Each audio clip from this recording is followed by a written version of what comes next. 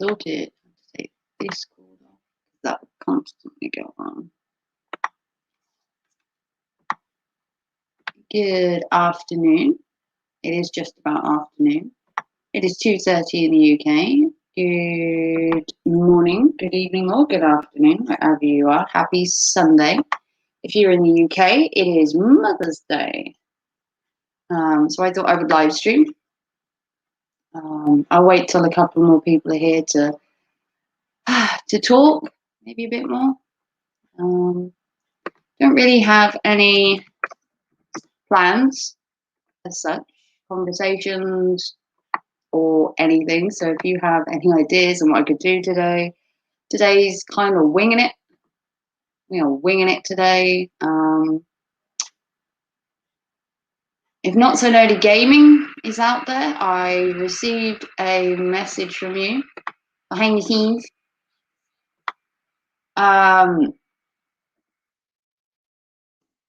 If you want to come and discuss it on my channel, Nerdy,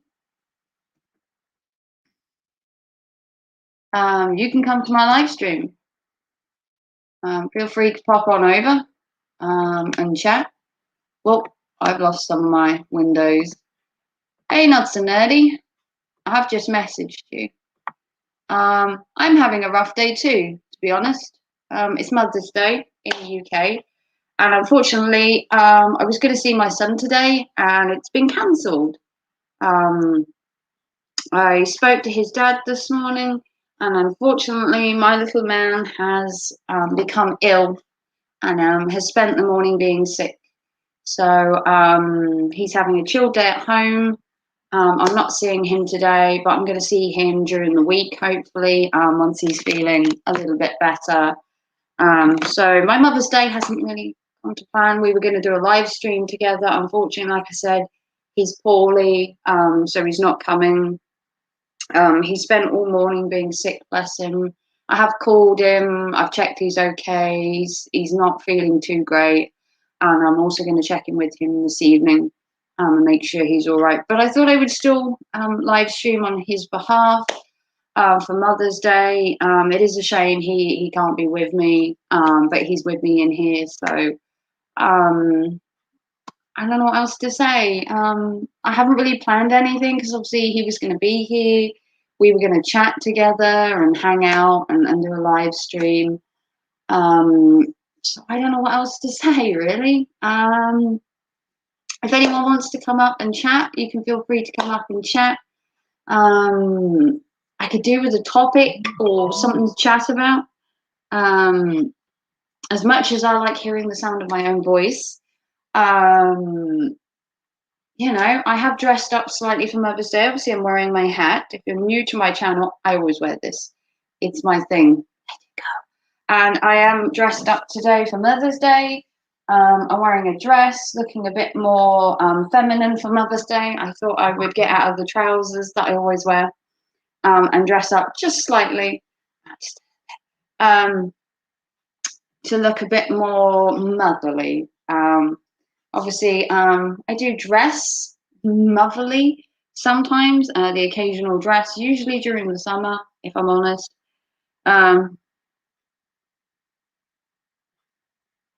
Hopefully you can see me all right.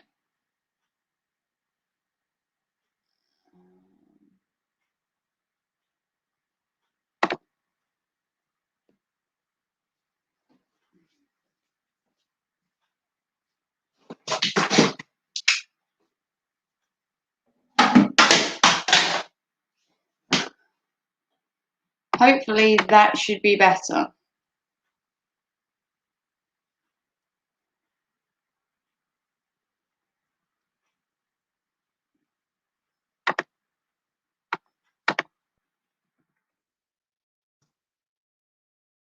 I'm trying to sort my internet. Hopefully that should have worked.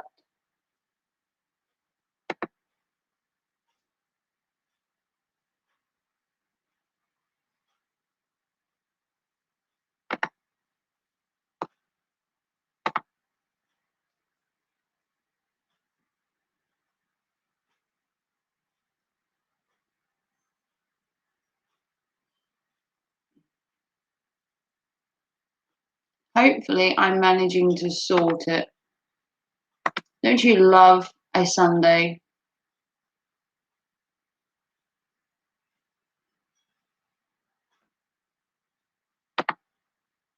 Hopefully that should be fine. Like I said, if you want to come up, Nerdy, and have a conversation, if you're having a bad day, if it's something that you can divulge and talk about on YouTube, obviously I'm not here to coach you or be your guru. I don't claim to be any of that, but I am a listening ear and I do give some good advice. So if you want to come up and hang out for a bit, share this Mother's Day stream with me, feel free to come up.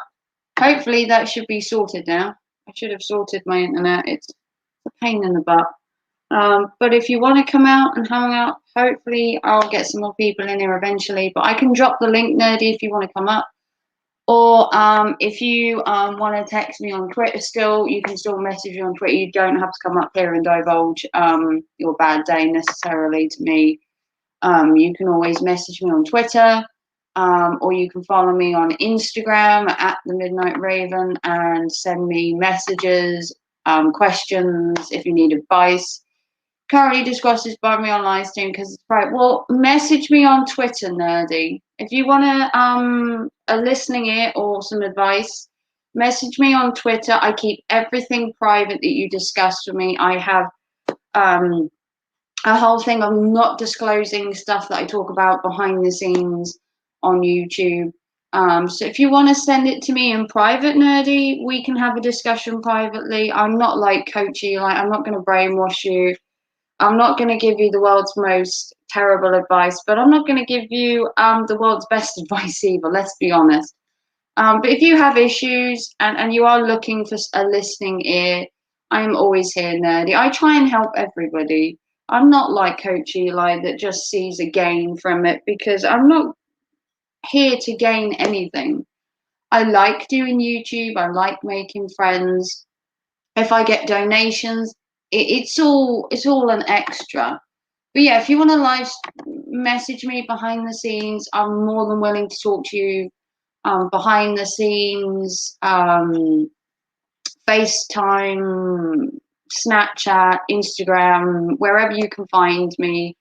I can try and give you advice. I can't guarantee it'll be any good. I've actually helped a lot of people on YouTube, aside from boasting, like Eli does, that I'm perfect and wonderful and that I give the best advice ever and I've helped numerous people. I haven't helped numerous people. I've helped people close to me that wanted advice, needed help. And I can say that I've helped them because they come on YouTube and tell people that I've helped them themselves. There's no me bigging up my own self there. Gemma's come on before and said I've given her great advice and I help her out. I don't need to boast about giving great advice because the people I've given it to are there already telling people I give good advice. So feel free to message me. I will try and help you out, Nerdy. I don't know what the problem is or anything, but if it's Eli, just ignore him. That's what I do. If you didn't watch Lycan's stream last night, he did one about mental disorders, mental health, autism. You should definitely check out his video. And if you didn't see Eli's live stream, he did call me out at one point and said, Raven, if you want to go toe to toe, bring it on, kind of thing. And just to say, Eli, I'm not going to debate you ever. I don't want you on a panel. I don't want to be on a panel with you. I have nothing to say to you at all in person. Not going to happen. So you can keep that beef between us all you like. I don't intend to do a live stream with you on a panel, not on a panel, just in general. So you can cut out trying to go one-on-one with me and saying that I'm triggered by you breathing or something. You're quite walked in the old mind tunnel, aren't you, Eli? That you trigger everybody and we're out there all, ooh, it's Coach Eli. Yeah, sorry, but Do I look triggered by you, Eli? Do I look triggered? I don't think so. The only reason I wouldn't debate you, and here you go, Eli. I'm sure you're going to watch this. The only reason I wouldn't debate you is because you have no new arguments. You basically rehash the same conversations. You go back to the same situations. You don't give answers to questions. You use reverse psychology and you flip the question back.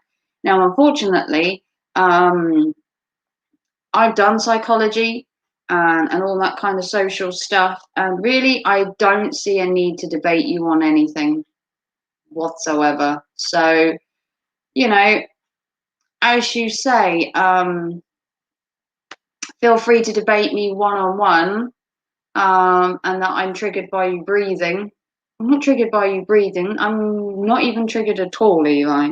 The people that say they are triggered constantly and that somebody else is, they're triggered themselves.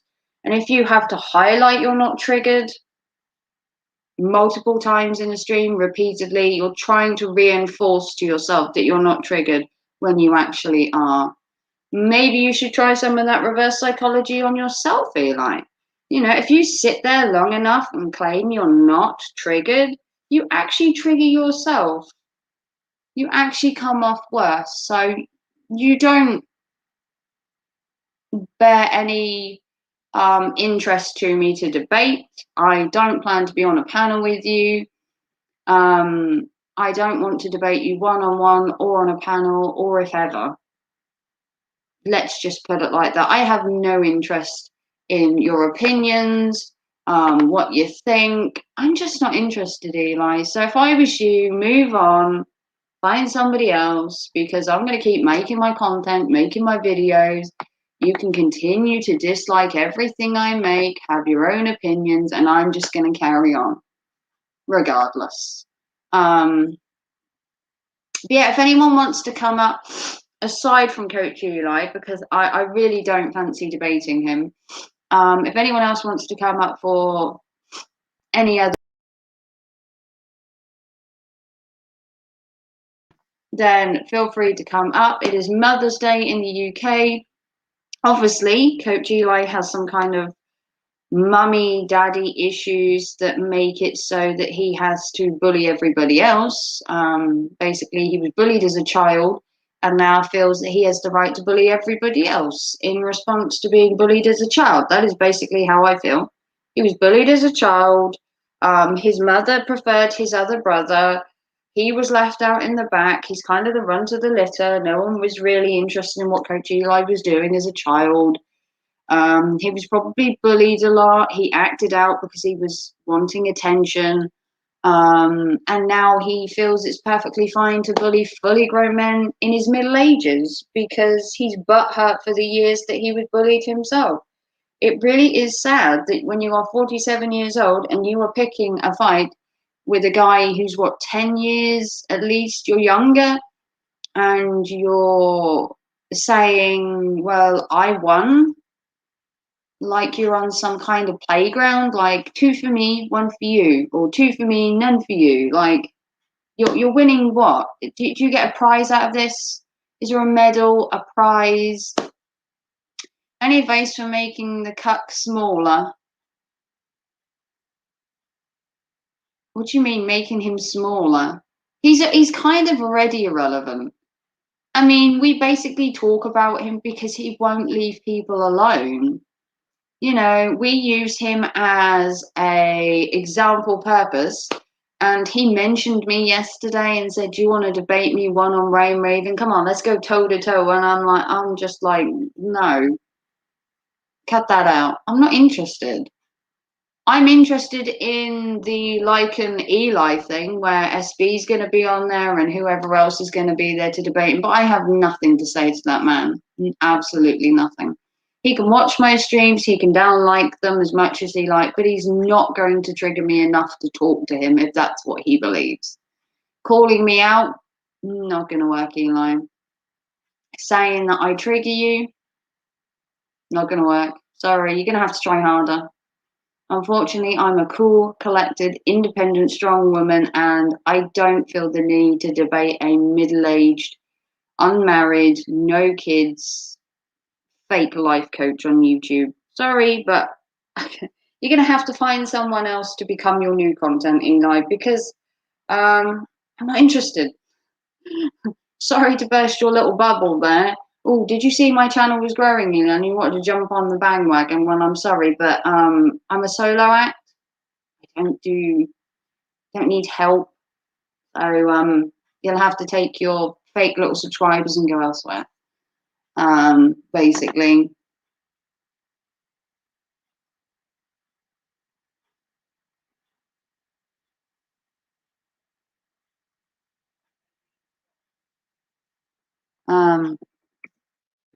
I'm just messaging behind the scenes. Oh, consultant Eli. My mistakes, Jay. I'm consultant Eli. If anyone would like to come up here and talk smack about Eli, because for some reason he thinks I'd like to debate him. I don't know what gives him this impression, because I'm not sure that he's ever debated anybody and actually given any answers. I am still to find where the answers are for his debate. He claims he's going to come on Monday with Jamie and he's going to give all these answers that people have burning questions about. And do we honestly believe he is giving anyone any answers? Do we believe he's going to actually open up and give all these heartfelt answers and divulge all these supposed feelings he's kept hidden about us and all these emotions that he doesn't have? Is he going to pour his heart out on Jamie's stream? Probably not. Is he going to use rhetorical questions, deflection, and name calling? Probably. It's a kid's tactic to name call somebody, to deflect questions with another question, to use rhetorical answers of, well, that's your opinion, but the question would be, what do you think of this answer? And swing it backwards and forwards between the two of you. Hang on. My phone's been going off all day. Don't know why, but my account, I don't know, my phone's been having some issues. But like I said, Monday will be, yes. No, I've had to turn the F and F off. Who? I've had to turn the PlayStation off. It kept cutting my stream out. Okay. It kept buffering. Sorry about this. Behind the scenes. Basically, the stream on Monday will be more like it's going to be more like a circus. People are going to be in and out of the chat, in and out of the live stream. I believe Jamie's going toe to toe with Eli first.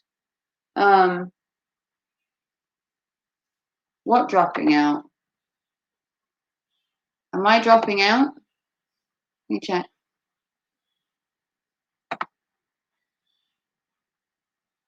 I'm hoping it's not me. Is it the curse of Eli again? I think Eli's tampering with all our streams. First, Riley has problem. Now I've got problems.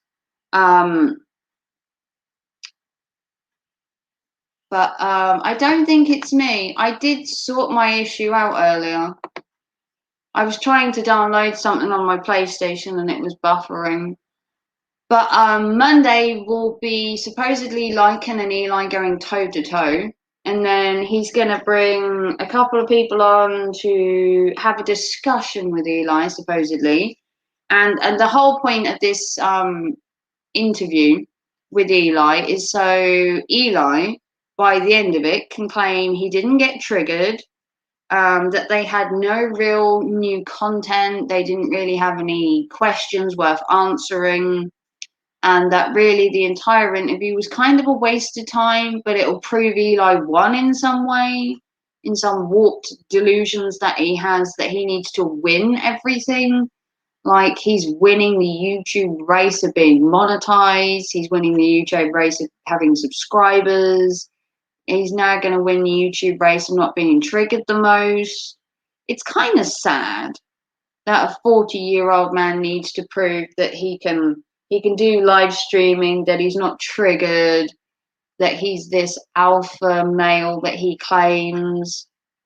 I don't really understand it.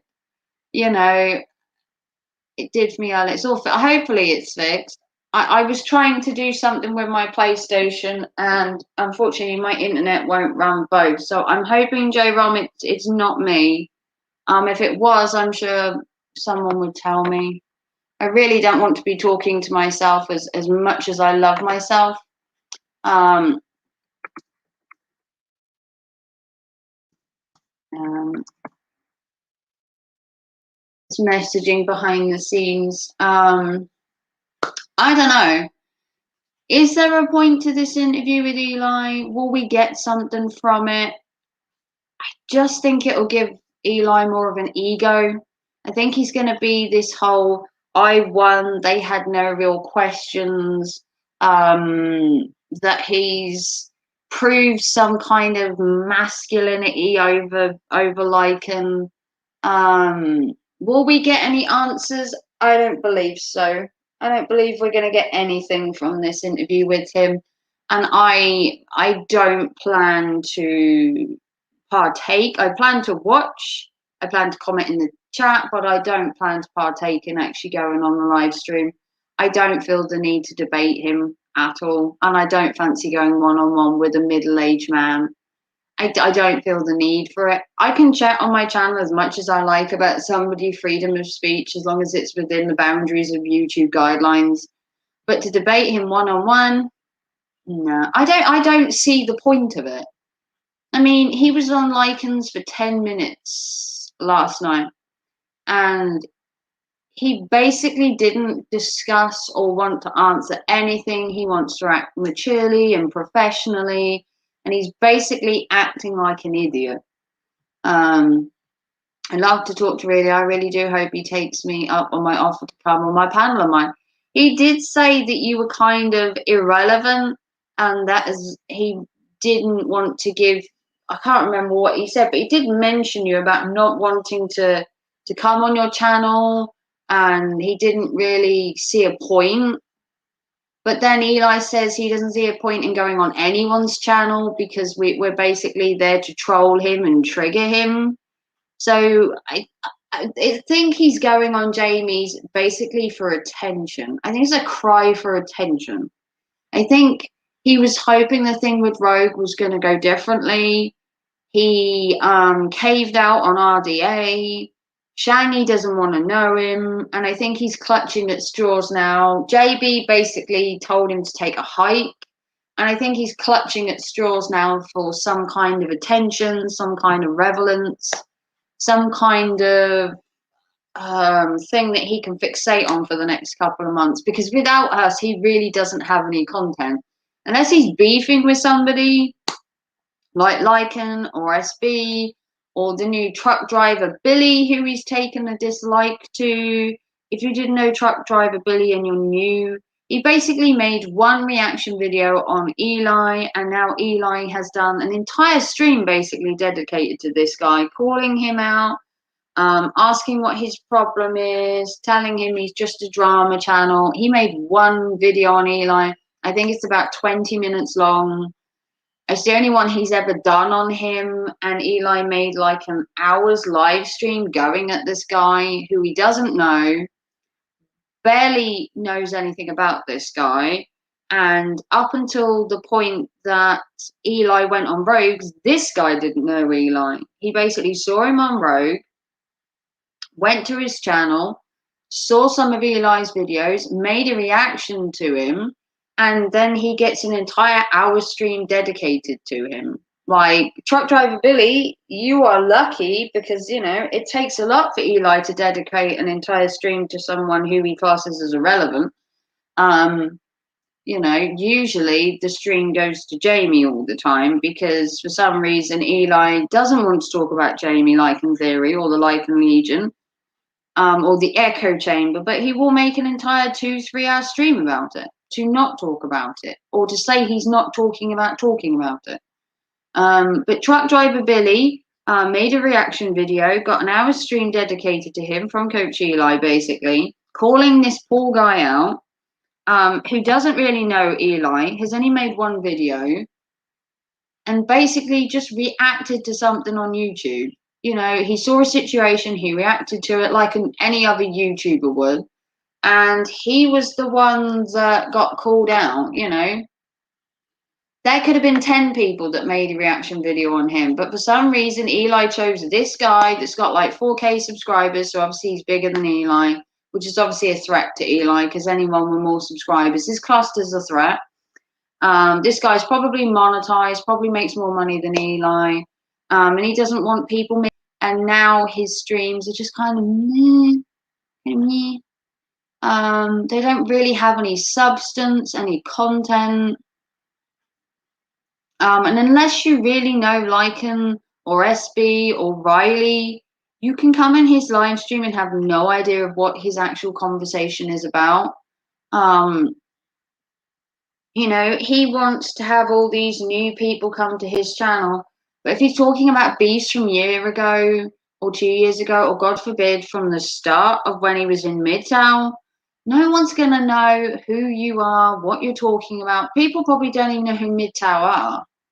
Who knows what the Lycan Legion is? Only a select few people would know, who have maybe been in Eli's chat for a select amount of time, to know who Eli, to know who Lycan is, to know the beef with JB, and to go back through what, 300-400 videos to know the story of where we are today. Who's got time for that? Eli won't work with anyone less than 2K. He thinks he'll get more subs and views that way. Well, I've hit 2K now, and I've always claimed I didn't need Eli to make a channel. I would make it in time. I am in no rush to become big or anything like that. And Eli only calls me out because he knows he can't argue with me. He's tried to argue with me before, and he'll find that every argument I've ever had with him has been 100% right, and it's hard to fight somebody who's entirely right, which I have been. I've been right about RJ's flip-flopping. I said Not So Nerdy Gaming would jump ship eventually. I said that RJ would then leave Eli within a week. I called everything literally to the T. I didn't brainwash anyone. I didn't have any background knowledge of all this going on. I just used what I call common sense and put 2 and 2 together and worked it out for myself, which is how I came to RJ's flip-flopping. And you can see what Eli's after. He's after some limelight. He wants some kind of praise, some kind of platform to stand on at the minute, because his crowd is dwindling. It's dwindling. He lost RJ. He lost 8-Bit Reactor. He's got Dream and Queen Helen Casey, but can you make a channel with 2 people? They don't come on the panel. Okay, I don't know. Dream might have been on a couple of times, but nothing really to boost Eli's channel to like other people. Queen Helen Casey doesn't come on his channel apart from in the chat, and her whole banning thing of just banning everybody, I'm not sure how that's going to grow his channel. Queen Helen Casey seems to be banning people left, right, and center before they've even said anything. Now you can get banned for just turning up, apparently. You don't even have to say anything now. If your name's funny or you don't give a response that they like, you're automatically banned. So for a guy that claims he wants to grow, you have a 3,000 subscriber ban list, from what I hear. How many people could you have if you just let them talk, had their opinions, and were just in the chat and you just ignored them? Have you ever tried that? If I had a bunch of trolls come in here that were talking in my chat, I would just let the chat run and let them troll. Just let them talk, have their say, because you know why? The more you ban them, the more they make socks and they come back. If you let them sit in the chat with their sock accounts and say whatever, YouTube's filter will either pick it up and not put the message up, or they'll get bored. They'll write stuff in the chat, you don't read it out, you don't acknowledge they're there, and they get bored. That's how you treat trolls. You don't starve them by making sock account, by banning their sock account. You starve a troll by letting them talk in the chat and let them run out of things to say. Because once they run out of things to say, what are they going to do to you? You let a troll run its course. You let them in the chat, you let them talk the talk, get it out of their system, and you just leave them to it. If you ban a troll, they're going to bring another sock and another sock and another sock and carry it on. The only reason people troll Eli is because he highlights it. He's like, oh, look at this funny comment in the chat, and he'll read it out, and then he'll make a big deal of banning them. And then they'll just come back on another one, and he'll laugh at them, read the comment out again, and then reban them on a different one. So the only reason people troll Eli is because they get a reaction out of him. They react to what he reacts to what they've said. He then bans them and makes a big deal out of it. He accuses every troll of being Lycan or SB or the Doctor or somebody else. He can't see that maybe someone's just come in there with a weird channel name. They've heard some stuff about Eli and they want to ask a question, and he just bans them. So he's not giving his channel the chance with the ban list, with the way Queen Helen Casey bans people. The best way to starve a troll is to let them troll. It's a weird thing to say, but it's true. If you have a troll in your chat, let them get it out of their system, let them say everything they have to say, because eventually they'll run out of things to say. Or the Google Assistant doodad will pick it up. And when that happens, they'll get bored and they'll have nothing left to say. What you don't do is read out what the troll says and keep banning them, because you're just giving the troll the attention they're wanting. And if you don't want to give the troll the attention they're wanting and read out their questions, you would find they would soon disappear. You basically enhance the trolls by making them important to your channel. You highlight them so much that they become a factor, a conversation, and a part of your live stream. If you just ignored them, your content would flow much better because you get on with the subject. You wouldn't keep stopping to talk about these trolls. And you would basically, as you said it before, you like a fluid show. You would have more fluid content if you just ignored the trolls. What do the trolls say that bears any relevance to your stream, to your chat, to the content? Why mention it? Why give the troll that time on your live stream out of your conversation? Why deter and distract your entire audience to a comment or a troll that doesn't have any interest or anything worthwhile talking about on your channel? It's a weird thing to get a troll in your chat and to talk about them for 30 minutes and keep highlighting them when they come back, because all you're doing is giving them the attention they want. As I've said before, the best way to starve a troll is to just let them troll. It's the best way to troll a troll. That's what I would do. If I had trolls come in my chat, I'd just let the chat run. Let them say their piece, because they get bored. Trolls only have certain things that they want to say to you.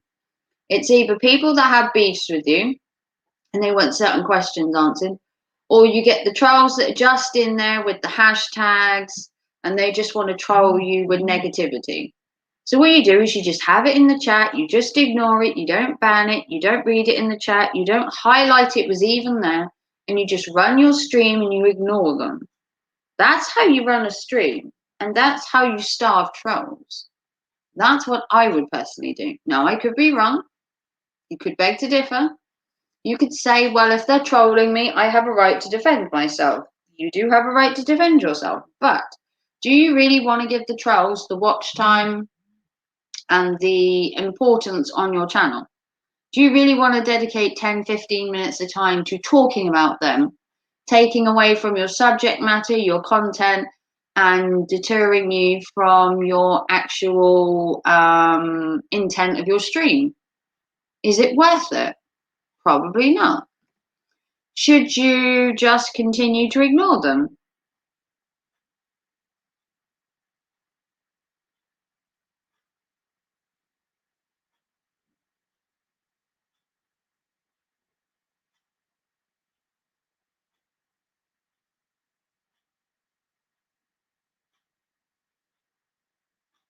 Okay,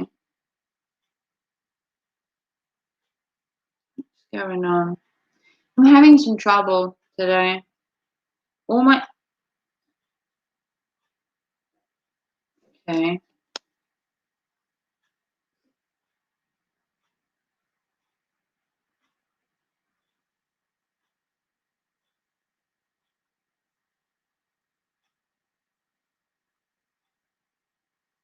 I don't understand what's going on today.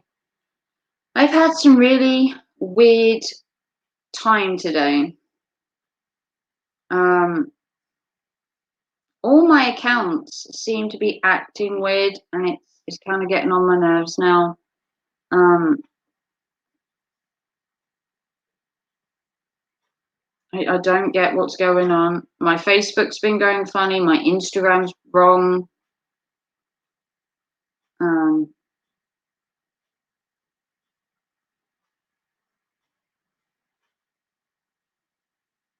I don't know what's going on. It's been acting weird all day. My accounts have been like off the charts with being played with, and I'm not getting why.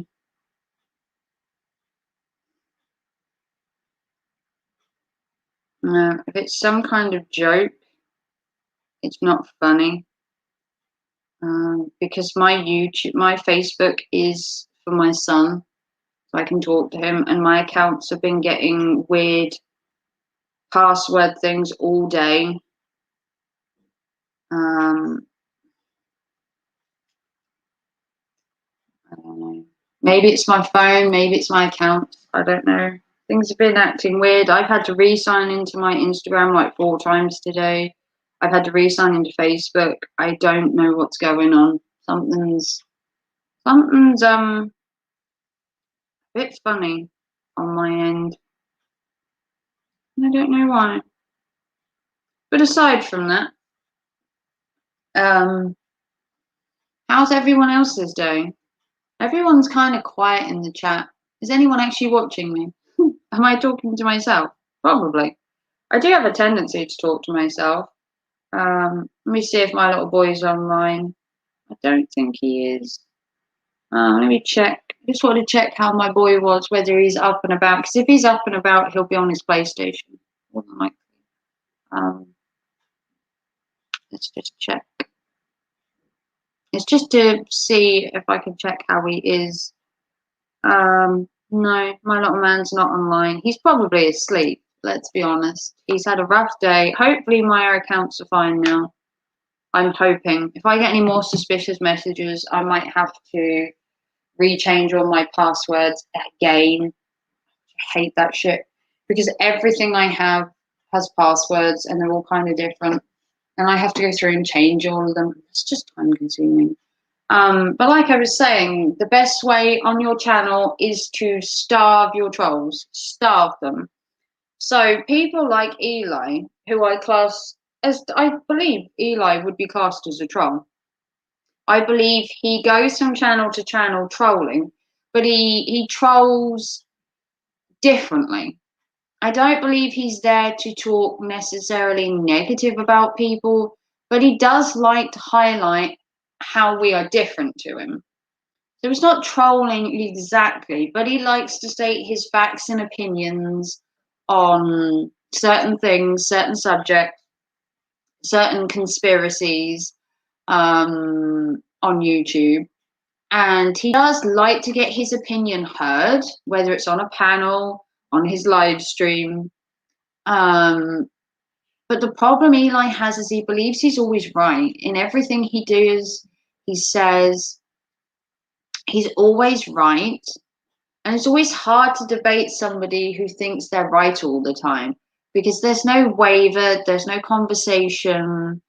it's basically you asking him a question and him saying, yeah, I understand where you're coming from, or that's your opinion. That's not really answers to me. I want to know what he thinks, what he says, maybe.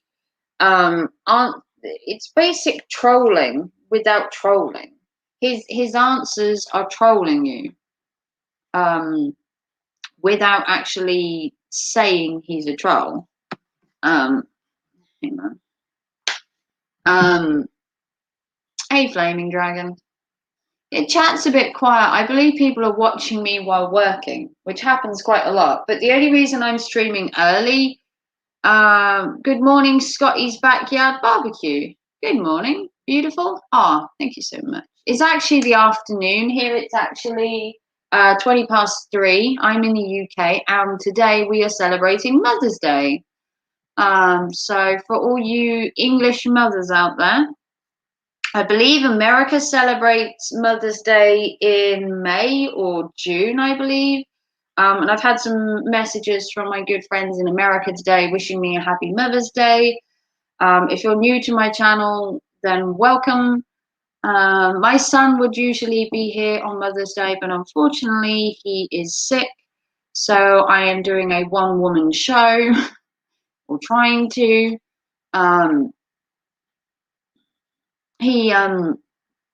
He woke up this morning and is not very well, so I have decided to do a live stream myself. I had wanted to live stream today anyway, but he would have live streamed with me because he's kind of getting into it now with mummy. But I'm live streaming myself. I don't really know what to talk about today. Like I said, I started apologizing for not really for the problems with my internet. And then I was talking about trolls on YouTube. The interview with Lichen Theory coming up with Eli, that should be kind of cool. Then I was talking about how to starve trolls on the internet and my personal opinion on Coach Eli's interview that's coming up. And that's basically it. I haven't really got much else to talk about today. Have I had a rough week? Yes. Have I been live streaming a little bit less this week? Slightly. I have had a lot going on. Obviously, it was my son's birthday this week. At the beginning of the week, my sister found out she had COVID, and the previous week as well. Then I've had benefit problems. I've done 2 hauls so far. I've done one for Mother's Day, and I've done one that was donated to me anonymously behind the scenes. I had an anonymous donator tell me to buy some Mother's Day stuff, which I did do. And then I had another anonymous donator behind the scenes donate money so I could get a pound shop box, which I enjoy opening, which you will have seen today on my channel.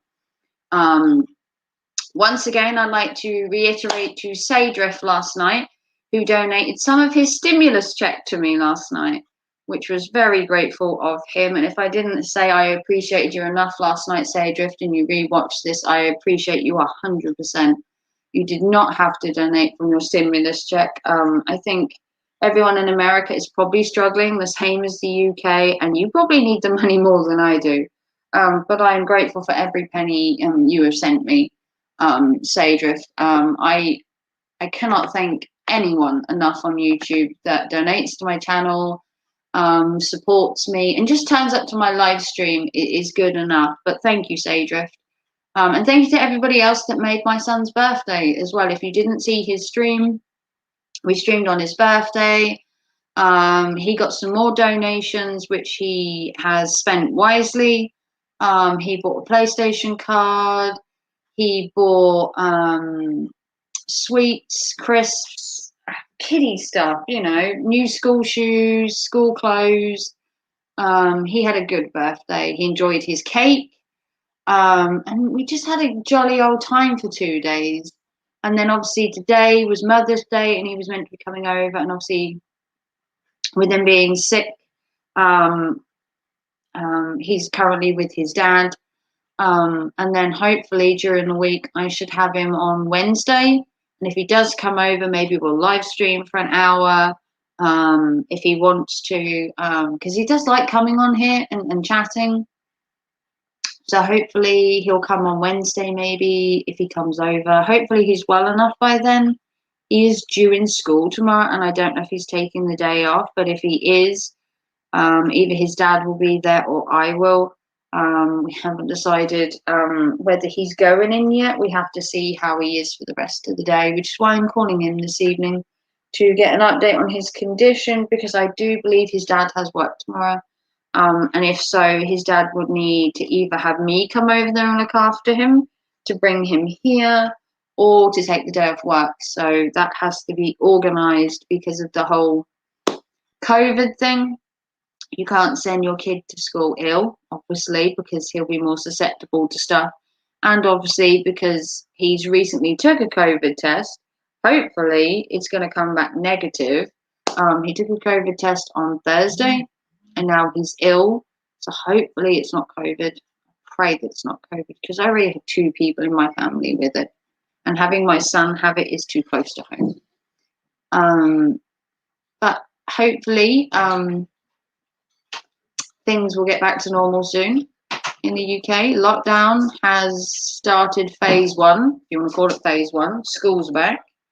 The next phase starts, I believe, at the end of March. End of March. End of March, we get like a 6 people. We can meet 6 people. Yeah, we get a part 1, phase 2, if you want to call it. It's phase 1, There's but 4, it's the second section of phase 1. There's 4 sections. And then phase 2 starts officially April the 14th, I think it is, where certain shops that are non-essential then reopen. And then from there, we get pubs that we can have outside. You can eat, but you can't be inside. Basically June. Then the end of May, you can have social gatherings of so many people. And then by June the 21st, you can eat in pubs, you can socialise in restaurants, you can basically do anything you want. You can go clubbing, you can go to a concert, as long as it's under still, I believe, like 10,000 people. There are still kind of restrictions even when it comes off.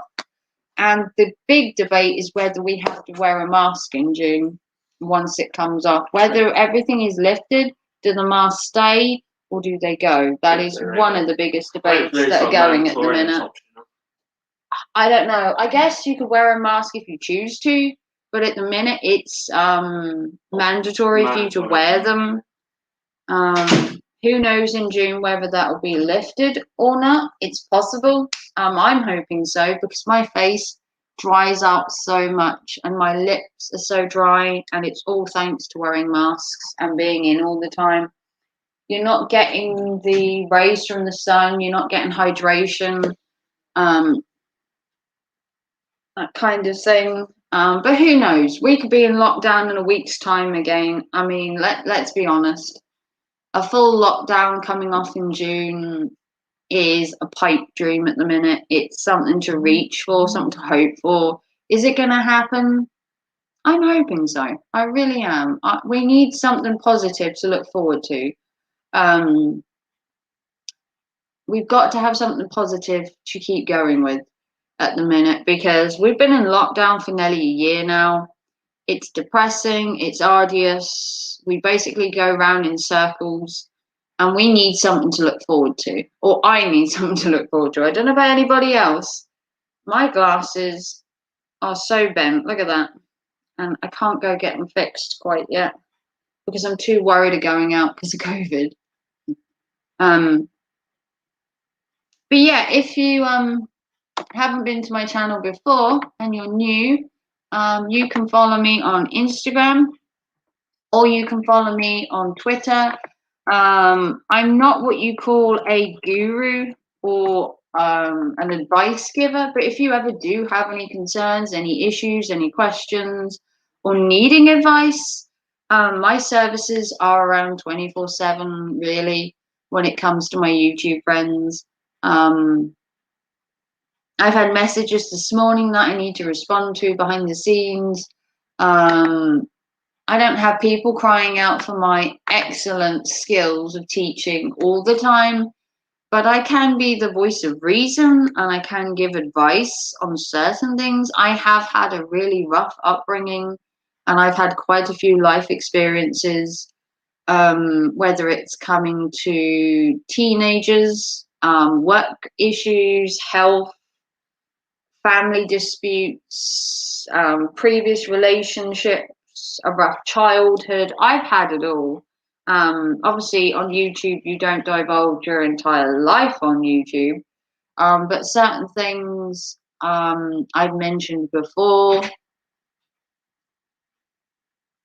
on YouTube, that I've had a rough upbringing, a rough life, relationships, and stuff.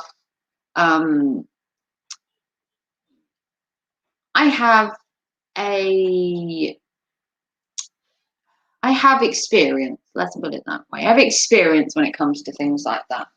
It's like going to Coach Eli for experience on children when he doesn't have none, or experience on marriage when he never has been, or experience in the business world and he's never really held a job. Unlike that, I've actually held numerous jobs. I have kids. I've had numerous relationships. So I have life advice that I can give. May not be tailored to each situation and it may not give you the answers you're looking for, because not everyone can fix your life by a few couple of simple words. I don't tend to know everything. I've always said it on my channel. I give advice. I'm there to listen. But when it comes to what you do with that advice, that is up to you. I always say that I'm not a guru or a life coach or an advice giver, but I am there to listen and I can be the voice of reason. And I do have some life experiences that do help. So from, hey, Pegasus. So from that point of things, I'm not a life coach. I'm more like your YouTube friend. I just want to be here to listen, to give advice. I'm not judgmental. Nothing is ever taboo. I don't feel the need to be embarrassed by a situation or to judge somebody on a situation. The advice I give is always impartial. It's always based on my experiences and how I see the situation. You're never judged. You're never embarrassed. You never need to feel any different. I've always welcomed any questions on my channel, my life. So I'm as open to answering questions as I am to answering questions about myself. So there's that. You can ask me anything you want. And if you need help with any questions you have, I'm the same open as I am as if you asked me something. So we have that backwards and forwards, that I would answer any of your questions and you can ask me any questions. That's how I see an open-minded channel, where I could turn around and ask someone like Coach J Rom a question in the chat, and he could feel free to ask me a question if he was on my panel or in the chat. Now, the advice I always give is based on my own experiences. I don't claim to be anything I'm not. I don't claim to know everything. I don't claim to have the answers to everything. Have I had a rough upbringing with experiences that can be of some use? Yes. But does that mean that your experiences are the same as mine, or that my advice should be taken literally? Absolutely not. Any advice I give is always judged by the situation you tell me, the information I have to hand, and at the time, the situation, how it seemed, and what possible solution could be given. I don't want to fix anybody. I don't want to be held as a hero. I don't want to be put on a pedestal that I give great advice, because I don't want to be highlighted in that kind of way. There are people that thank me for their advice that I've given over the years. There are people behind the scenes that I've helped that will never see the light of day. I don't divulge anything behind the scenes. If people come to me with problems or issues, I all deal with it behind the scenes. It's never put on a live stream.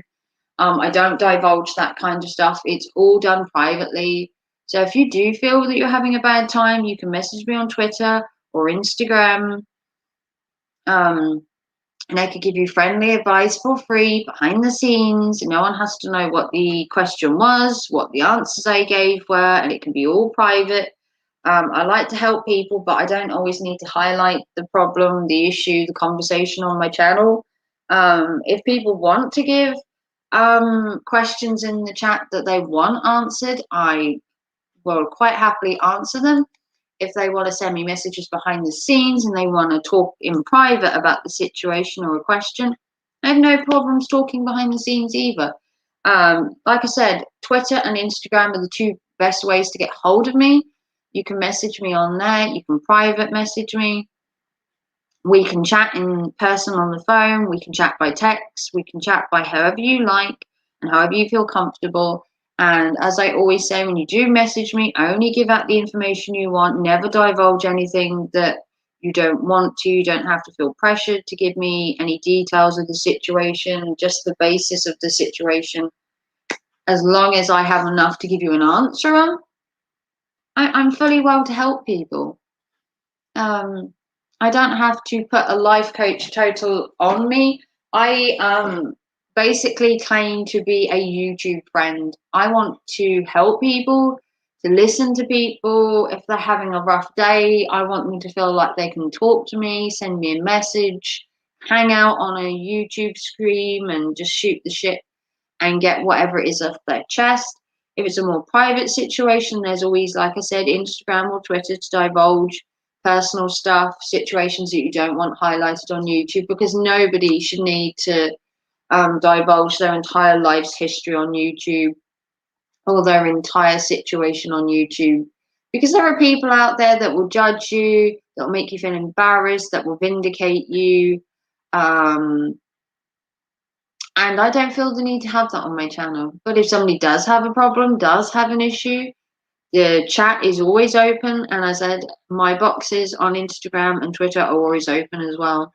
I like the platform to feel like it's an open platform to talk, but that doesn't necessarily mean that everyone is comfortable in talking. Hey, Kool-Aid. Yes, in the UK, it is Mother's Day. I am a mother alone. My son is ill, Kool-Aid. He's currently at home with his dad being sick. So unfortunately, I won't get him to see today. He's a poorly little man. Hopefully he's resting up really well, because he's meant to be back at school tomorrow, which I don't think he's going to be. I don't exactly know the ins and outs, but I know he woke up this morning. He's been quite ill. He's been sick a lot. He's tired, and he just wants to sleep and rest.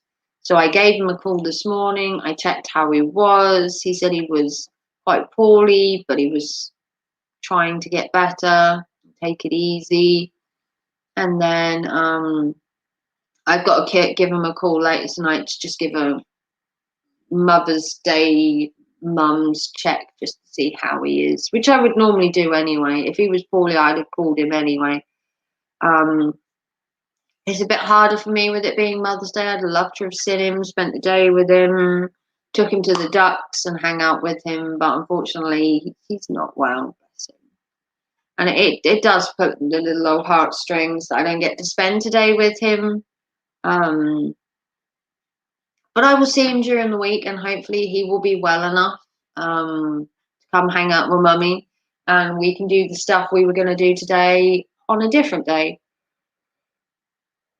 I'm sorry, I was woke up really early this morning. But yeah, little man he's not got anything too severe. I believe it's possibly, I don't exactly know why he's being sick. He just woke up this morning and had tummy pains and was just being repeatedly sick. So hopefully it's nothing bad. He had been at school the last 2 days. And then yesterday he went to his auntie's, and today he's woken up ill. So I don't know whether he's caught a bug from school, whether it was something he ate. I don't know. He didn't tell me too much on the phone. He was more sleepy, and I just wanted to check in and just say hi to him and to see how he was. And Dad he said Daddy had gone out to get him the bits he needed, some drink, and that to make him feel better. And then his dad popped round to see me to tell me he was poorly, and that's why I called him. So while his dad was at the store, I called Talon up and had him on the phone to talk to me while his dad was out, so that someone was still with him while he was home alone. So I called him for a bit.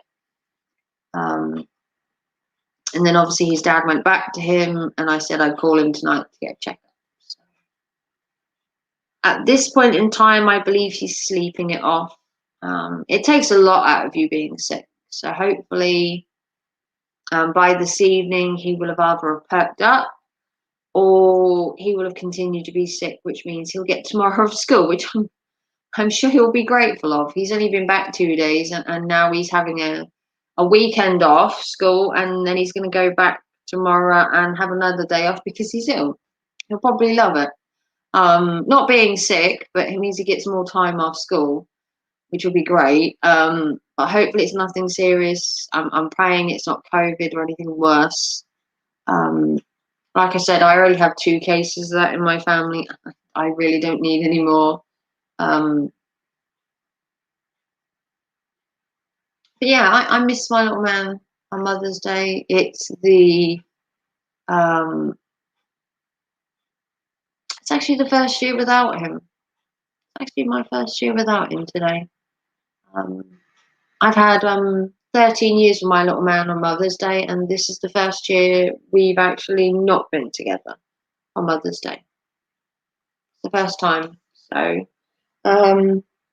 there's that. It's the first time he's not been here. Yeah. Kind of solemn. I miss my little man.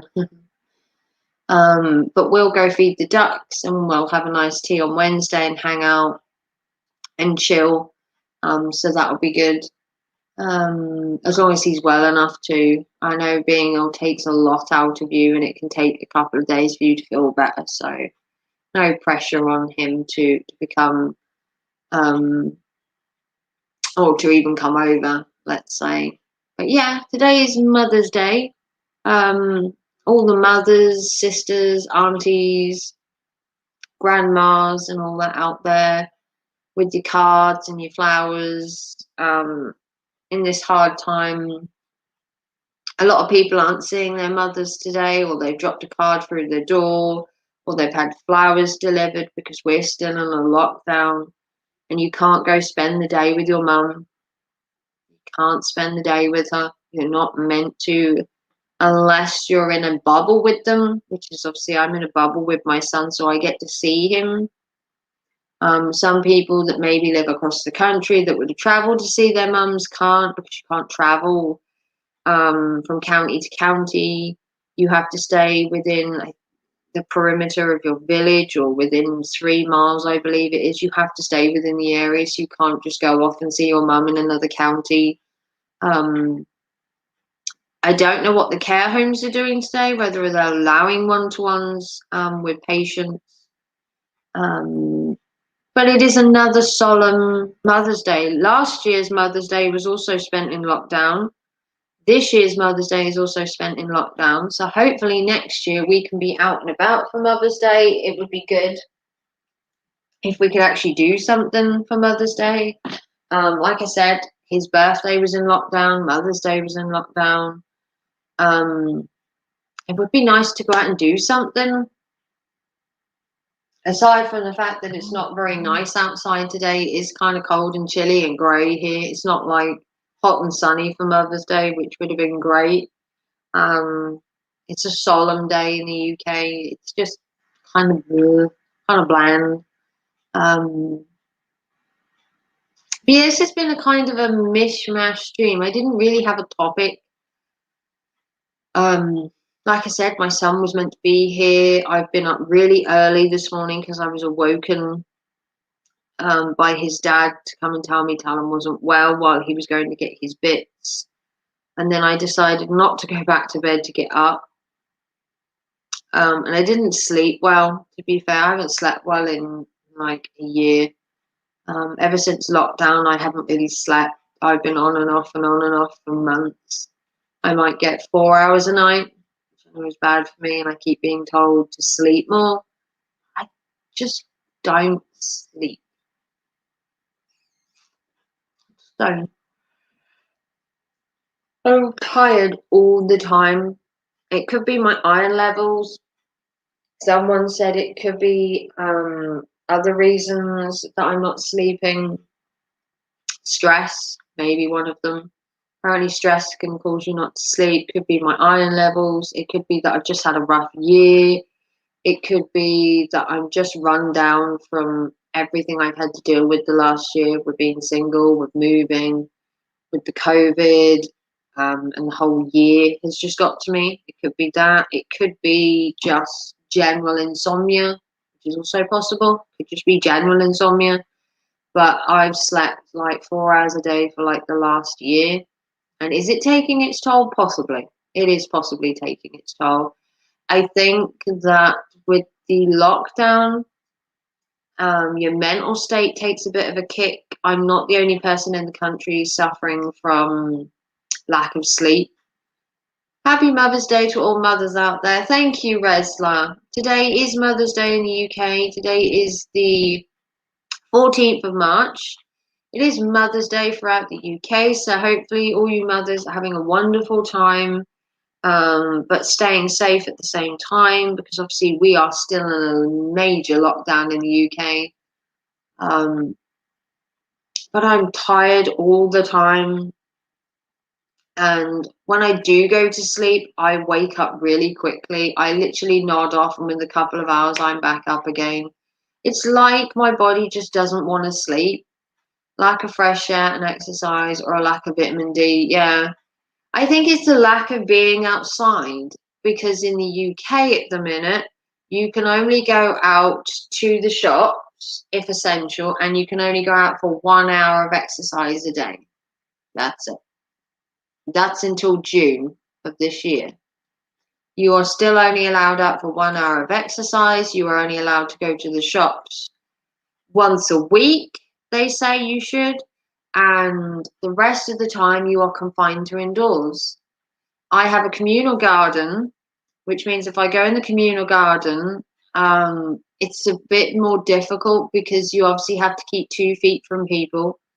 And being in a communal garden, there are 4 other houses that live in our communal garden. So it's a bit hard to distance yourself when you have a communal garden. So there's that. And the fact that you can only go out for an hour anyway to exercise. That's whether it's walking, biking. You have to stay within 3 miles of where you live for that hour. I believe you can only go 3 miles away, and you have 1 hour to go out. And with the weather in the UK at the minute, it's dreary, it's cold, it absolutely hailed it down, was it yesterday or the day before? It's not the best weather to go out walking in. And just the dreary weather makes you feel a bit low, the greyness, the rain. The fact that lockdown is kind of lifting, but there's always a chance of going straight back into it, is daunting to me. Flaming Dragon says, I have to buy vitamins due to the fact of working and living from home. That is a good point. I do work from home, so I am in quite a lot. And obviously, I live in a flat, so I have like the kitchen, my bedroom, and the front room to go in. And like I said, I have a communal garden. Vitamin D is the cause of cabin fever. All right. So it could be, like you said, a lack of sun, could be a lack of going out in the fresh air. Someone said it could be my iron levels, vitamin D. I could have insomnia. It could be stress. I've had a whole list given to me of what could possibly be wrong with me from different people that have heard I haven't been sleeping. Others say it's my stress levels. I've had a lot going on recently over the last year. Obviously, I became single last February. Then we went into lockdown in March. Then I moved house in June. We went back into lockdown again over the summer. We were back in lockdown again over Christmas. We're still in lockdown now. The kids have gone back to school, so there was stress of him catching COVID. My two sisters had to be COVID tested. One of them tested positive. Her husband tested positive. Her kids have probably got it too. Then I had problems with my benefits. Now my son's ill today. It's all spiraled over like the last year. Now they're saying that we might be coming out of lockdown, and there's always the worry of literally going back within the week. So it's all kind of, I've had what you call a rough year. It's all spiraled from one thing to another. The lack of vitamin D, and it can only be gotten by natural sun or in a pill. Yeah, it probably, I mean, I would attribute it to possibly stress, would probably be the main factor. Obviously, I work from home at the minute, so my eBay is done indoors 3, 4, 5, 6 hours a day. My YouTube channel is generally done at home. Like I said, you can only go out for 1 hour of exercise a day, and you have to stay within 3 miles of your house. So there's that. The weather is grey and horrible, and I hate to say it, but my mood always dulls down and gets a bit when it's grey outside. I'm maybe a goth, and I may like the doom and gloom, but sometimes I just want a day of sun as well. I want to do normal things. I long for normality. I long to go to the beach, to walk along the beach, because we can't go to the beach because we don't live close enough.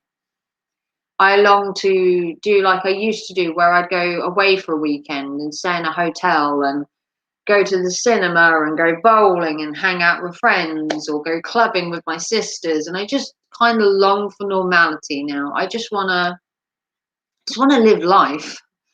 Do you know what I mean? I'm single now. I want to get out there, hang out with my sisters, hang out with my friends, and just generally have a good time. And at the minute, I'm stuck in four walls for like 5 days a week sometimes, without the hours walk every day. I'm literally confined to being in my house because you can't see anyone because of the lockdown rules. You can't go out because everything is still closed.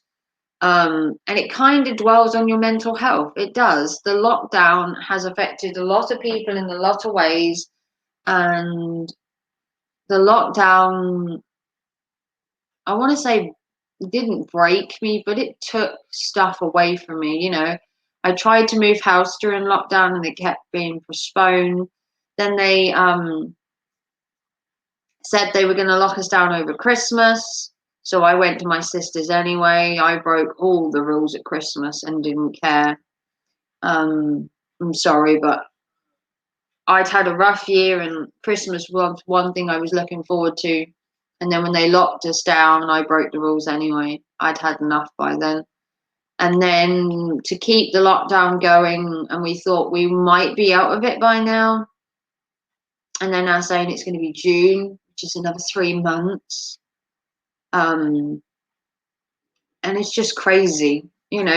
June will be a year since I moved here, and we're still in a lockdown. It's crazy to think how a year has changed the entire world.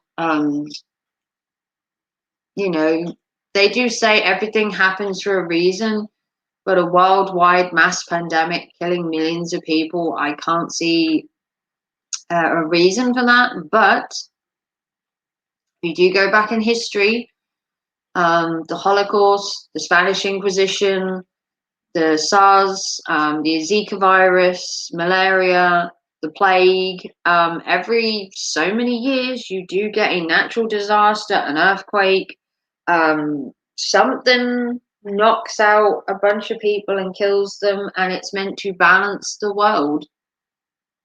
It's crazy. we in the USA aren't standing for a lockdown like that. Yeah, mine is kind of,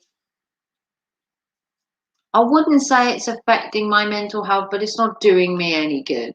I must say the lockdown isn't doing any good. I long to go out and have conversations with people, hang out in a pub, go for a walk on the beach, go shopping, catch a movie with 10 minutes notice, spend a weekend at, just going out. Just normal everyday stuff that you've done for, 30 odd years of your life. And then to say over the course of a year, everything's been taken off you. It's crazy. It's a crazy situation to live in. I don't envy anybody that's lived during this. We would write and burn stuff down. I'm surprised that there has been protests, mind you. People have gone to London and places up and down the country, and they have protested to wearing masks. They've protested to the lockdown. They've claimed that the COVID doesn't exist.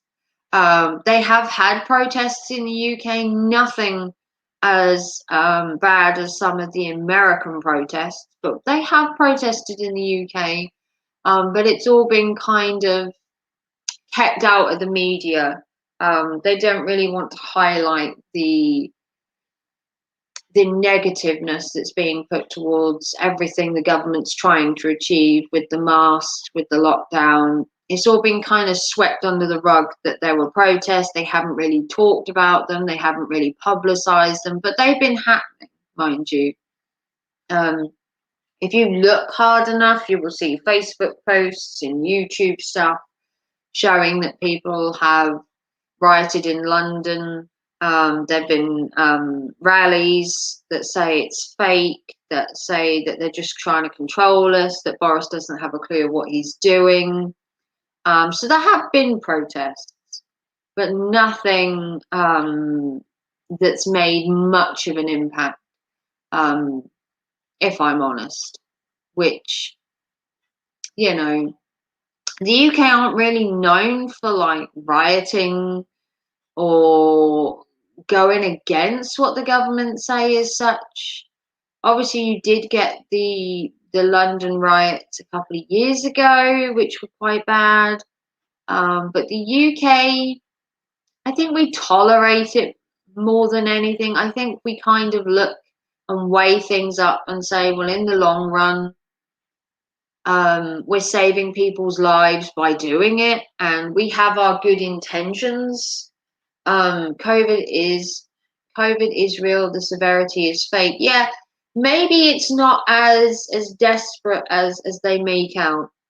Obviously, my sister and her husband caught COVID, and you always have the theory that nothing that's ever put out there will happen to you. People get cancer every day, and you always believe that you'll never catch it. The same with SARS, the same with BSE, the Zika virus, or any disease that goes around. You always believe that your family, your friends are immune to all this, and that there's no chance of anyone in your family catching it. And I believed that COVID, my family weren't going to catch it. We were safe, we took precautions, we stayed indoors, we followed the rules. And even following the rules still made 2 of my family catch it. No matter what we did, if you're going to catch COVID, you're going to catch it. You can follow the rules to a T and still catch it. They followed the rules day in, day out, and they still caught COVID. They wore the masks. They did everything they should have done. They didn't socialize. They didn't go out. They did everything they did, and they still caught COVID. Yeah, you always have this belief that bad things in the world happen to other people and that they never happen to you. Or you hear of, like the pandemic, people getting sick in other countries, people getting sick and up and down the country, and you always believe that your family's immune to it. No matter what the condition is, you'll always say, well, my family won't get it. I don't know anyone close to me that's had it. But, once I got that text saying she had COVID, and he had COVID, and they believed their children had COVID, that hit home just pow. Like, you can just catch it. You don't have to be doing anything to seek out COVID. If you're going to catch COVID, you're going to catch it. You can wear a mask every day, wash your hands religiously, and do everything you want. But it's still possible to catch it. They're doing well. An update on my sister and her husband. They are doing better. She is nearly fully recovered. He obviously is taking it day by day. It hit him harder than it did her, which is unfortunate. My other sister, who took a COVID test as well, proved to be negative, which is good, because having them two ill was panicking enough without a third one. And then my son's now had a COVID test at school, which we're waiting for the results on, because every kid in the country had to have a COVID test to go back to school, unless you were disabled or you had mental health problems as a child. And I don't believe they made them take the COVID test. I believe that was optional. The vaccine's being pushed out. I believe people in their 50s are now having theirs, or possibly their 40s, which means that hopefully within the next couple of months I would be having mine. I'm absolutely terrified, if I'm honest. Not to have a COVID jab, mind you, although there are side effects that people have been experiencing. I'm also terrified of needles, and I do hyperventilate and have panic attacks when I have blood tests. So I'd like to see them get that one in me while I'm conscious. I am scared. I do get ill really quickly, really easily. And when I do catch something, it's horrendous. It knocks me off my feet for weeks. A common cold can have me in a bed for 3 weeks, and I can end up having it for 2 months with a cold or a flu. My body has no immune system, no defense.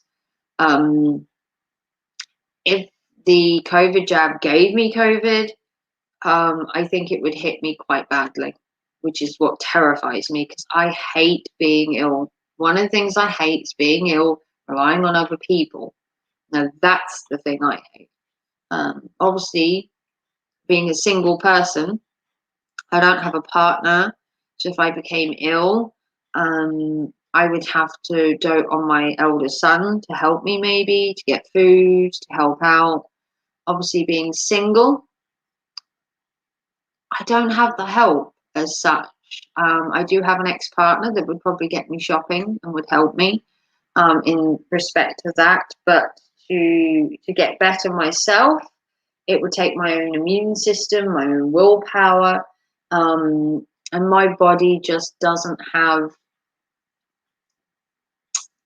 a good backup system when it comes to getting ill. If I get ill, I get ill. And if I get ill, I get really ill.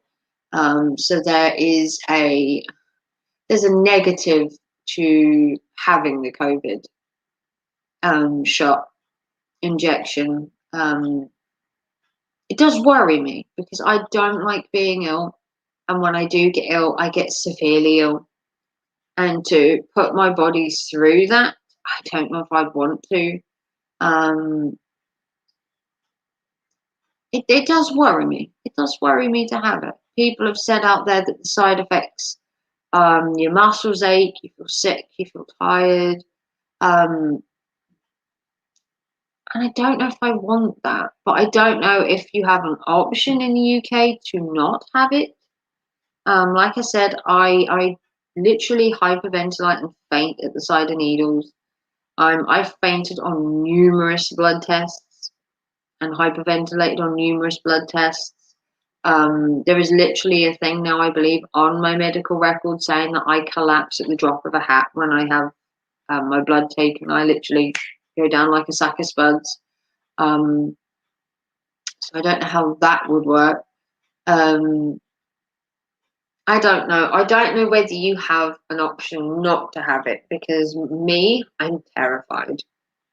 Terrified.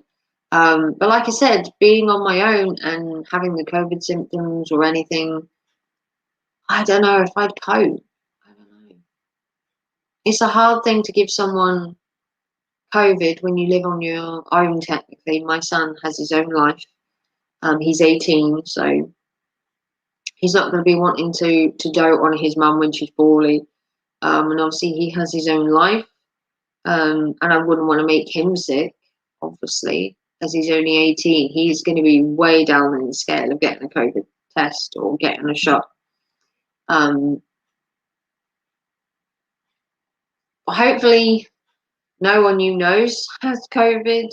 And if you have had the shot, please feel free to share what happened to you. I know some people have said that they've had the shakes, they've had a fever, they've had chills, they've had muscles ache, they felt sick, dizzy. I don't want any of that. I've been sick the last week and it took me out of it. And I'm not even sure what I had then. But it was horrendous. I did a live stream, or I did a pre-recorded video saying that I was ill, and I was just ill for days, It literally took it out of me. And even now, you can hear in my voice that it keeps wobbling, that it's not 100%. It's not 100%. I did the live streams with my son for his birthday, still sick, which probably wasn't a good idea. But he was so insistent, he wanted to live stream. I did it anyway with him. Now he's ill. I don't think it was because I was ill. I think he'd have come up a lot quicker if it was to do with mine. Maybe he caught something from school. He was there on Thursday and Friday. He went to his auntie's Saturday, and then today he's ill. So maybe he caught something at school. Flaming Dragon says you have yours Tuesday, so we'll let you know. Well, thank you, Flaming Dragon. That would be much appreciated. Like I said, I don't think I get mine until maybe June. I think I'm way down in the scale of getting mine because I'm only in my 30s. I don't know how they're rolling out this jab.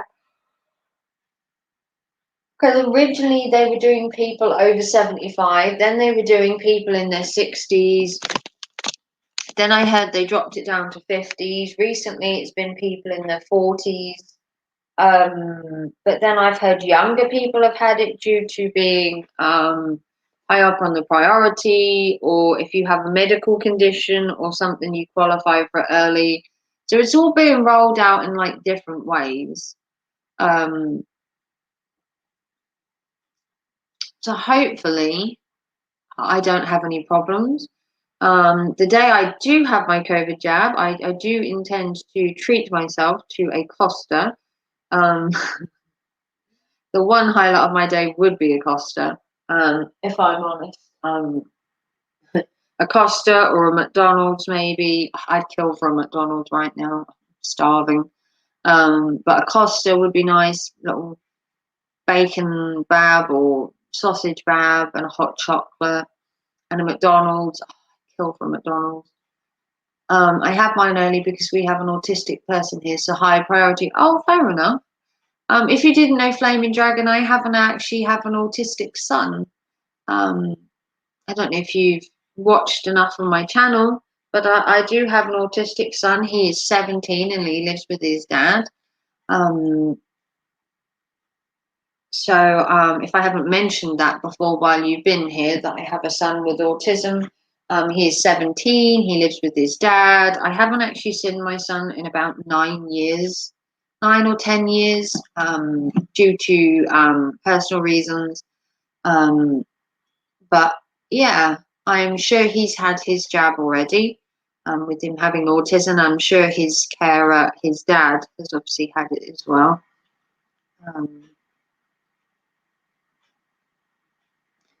But I do have a low immune system. I'm not high priority due to having a low immune system.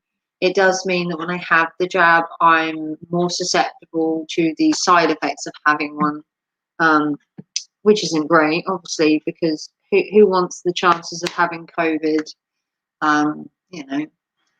But yeah. So I've been live for an hour and a half. If anyone's got any questions, please feel free to ask them in the chat. I am an open book when it comes to questions on any subject, really. I don't really have anything that is taboo. I'm going to turn my heating on because I am getting cold. And what I don't need is to get sick myself, because that would be silly. So I'm going to turn my heating on, because I don't know about you, but in the UK at the minute, it's actually kind of cold. So I'm going to turn my heating on. But if you do have any questions about my channel, about my life, feel free to comment in the chat and ask me anything. I'm usually an open book when it comes to, like I said, most topics. Nothing's really taboo.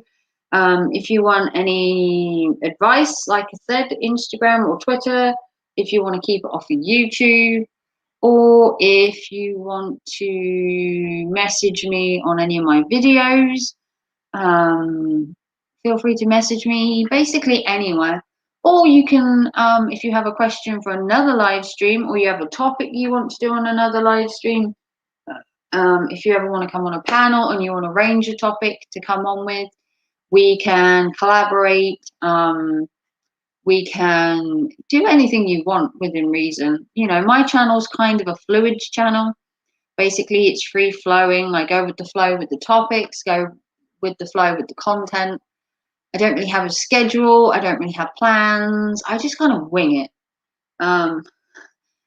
Is that the way to run a YouTube channel? Probably not, but it works for me. I don't like to dedicate any particular time schedule to doing my live streams, to doing my content, because I think if you structure it too much, it can take the fun out of it. I like my channel to have more of a free-flowing kind of feel to it, so that if I want to talk about a topic, I can do. If I want to talk about a different topic a different day, we just change it. I need to get my glasses cleaned at some point. Horrendous. But if you have anything you'd like to ask, you can feel free to ask any questions. If you're new to the channel and you don't know much about me, you can also ask personal questions within reason. Like I said, I have an autistic son. I have two other sons. One is going to be 19 this year. The other one has just turned 13. I am currently single, have been for a year. Came out of a long-term relationship that was 13 years. I've been doing YouTube for just over 3 years, I believe. 4 years. I lost count. I've had multiple jobs, multiple relationships. Like I said, I have two sisters. I live in a very small village in Norfolk in the UK. And if you need to know anything else about me that's more personal, you can ask me questions behind the scenes. It doesn't mean you'll get answers.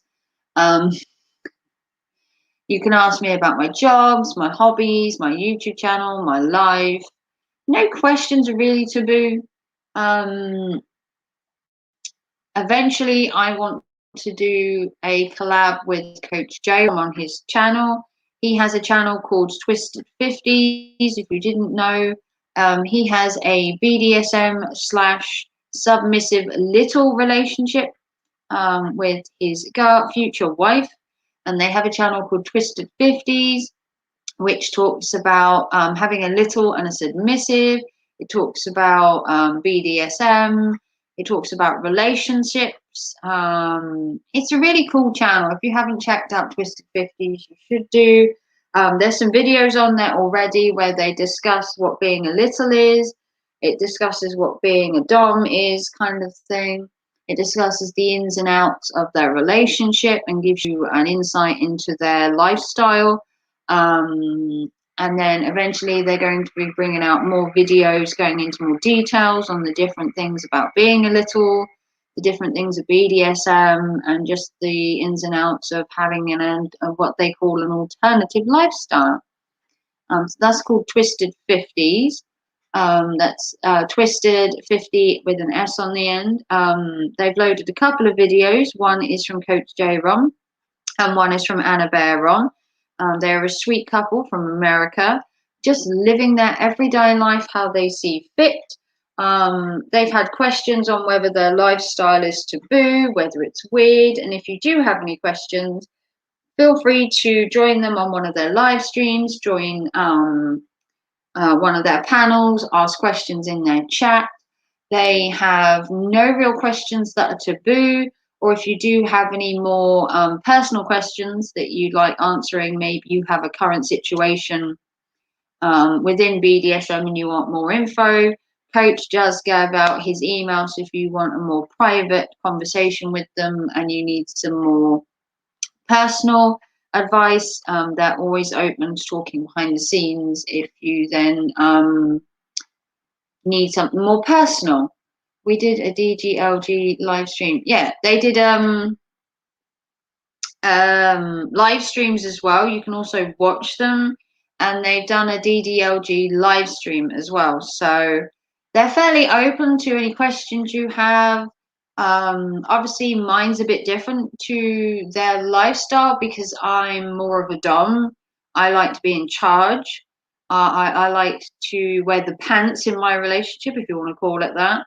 I like a man to be beneath me, not worshipping the ground I walk on, but I like to have I assert my dominance, if that's what you all want to put it, whether it's outside or in the bedroom. So that's my side of it. Mine is technically an alternative way of looking at a lifestyle. Mine is mainly confined to the bedroom. Mainly confined to the bedroom. I do assert my dominance out of the bedroom in certain ways, whether it comes to finances, work, or my life. So there are different ways of living, and I choose to live as a dom, and other people choose to live as littles. Other people choose to live as submissives. So there's a lot of info that you can find on Twisted 50s that they're going to be relaying over the coming weeks and months, so that you can have more of an insight to alternative lifestyles. If you're vanilla, that's perfectly fine. You can still chat in there and hang out, and you never know, you might actually learn something that you didn't already know. The link is in the chat. We want people on our panel in different lifestyles. We enjoy learning and teaching. Yeah, everyone's life is different. Some people live, as you call it, a more vanilla life. Some people live an alternative life. And the idea of the Twisted 50s channel is to show that there are no real taboos in the world. You can live how you want, and as long as you're not harming anybody, there will be people that will judge you out there, whether you're a submissive, a dom, whether you like BDSM, and they're just people that are narrow-minded and maybe haven't learnt a lot about the subcultures, so they're just making a judgment on you. Me being goth is one that gets judged quite a lot. Like I said, I've had blasphemy in the middle of the town shouted at me. One woman told me to burn in hell. Great people I live with. But like I said, I live an alternative lifestyle as a goth, technically. I also live an alternative lifestyle when it comes to BDSM, so I get two for the price of one. But to be fair, aside from the alternative lifestyle, people get judged for everything nowadays, whether it's your accent, your color, where you live, what you do, what job you have, how you look. Everything nowadays is judged. So it doesn't matter who you are nowadays, someone will find something to pick on you about. Whether it's you have glasses, whether you have a crooked nose, whether you wear a bit of a funny dress, whether you talk funny. People will always find something to judge you on. And the Twisted 50s channel is to show people that just because you live a different lifestyle, it doesn't mean you're weird or strange. Everyone is different. And in this day and age, you have the freedom to live how you want. And you shouldn't be judged for that. You know, if I want to take a man into a bedroom and whip him, you know, until he cries, you know, should I be judged for that as long as it's two consulting adults? Does that really make a difference? Probably not, but other people would judge you for it, which is where Coach J1's channel Twisted 50s is an open forum to talk, share your experiences, and learn from other people. And I've learned quite a lot myself, having an alternative lifestyle myself. Theirs is different to my own. And at first, I didn't think I would learn a lot from there because it did sound strange, their relationship. But now I've been there, I've listened, and I've actually learned that they are just a sweet couple living a different lifestyle. And they own it, basically. They own their lifestyle. They're proud of who they are, they're proud of how they live. They don't shy away from the fact that they live this lifestyle, and now they're bringing it on YouTube to say, look, this is how I live. We're not some kind of taboo thing. People may think that. They're not trying to normalize what they do. They're just trying to live every day as it comes and be who they are. And I think that's wonderful. So Coach J. Rom and Anna Bear Rom both appear on the Twisted 50s channel. They share their experiences. They share advice. And the whole channel is not to shame anyone, to make you feel embarrassed. You're free to only divulge information that you want on there and share experiences that you feel that you are wanting to share. And if you don't want to share in the chat or on the panel, you can just sit in the background and watch. You don't even have to type in the chat. You can watch as a participant in the background. If you don't want to actually chat about any of the topics that are there, you can feel free to just listen. You can learn as much from listening as you can partaking. Hopefully they're going to do another stream very soon on there. I've been to every one of them so far, and I've learned quite a lot. They do take questions in the chat. They do answer as much as possible. Try to keep it relatively clean. This isn't a smut channel or anything like that. They do want to talk about it in a way that isn't, going too far, how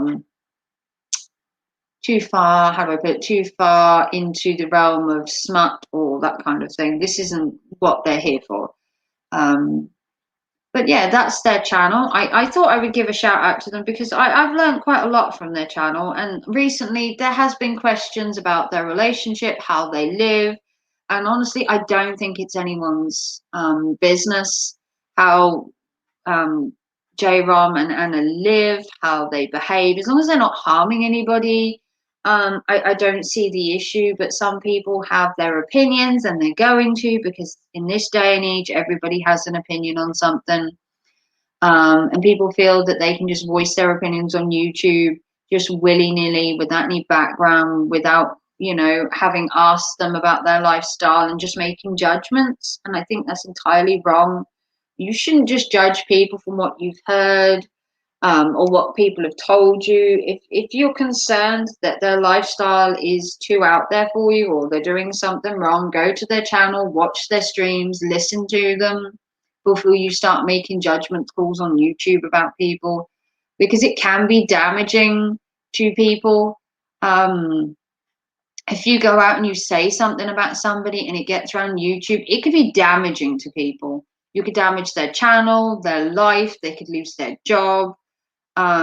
If you're going to bash somebody on their lifestyle or anything like that, you need to get your research done before you start bashing people on YouTube, because you can affect their lives.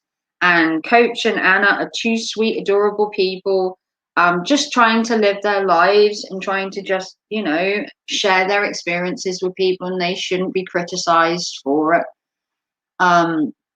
Coach J-Rom says, thank you for the shout out, Raven. Much love. You are very welcome, Coach.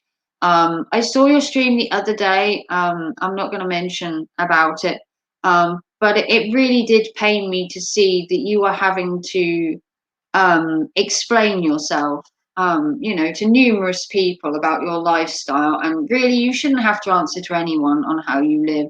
You should have freedom of choice. And these other people should just leave you alone, basically. Flaming Dragon says, nothing wrong with having an open mind, and if it makes them happy, who is to judge? Exactly.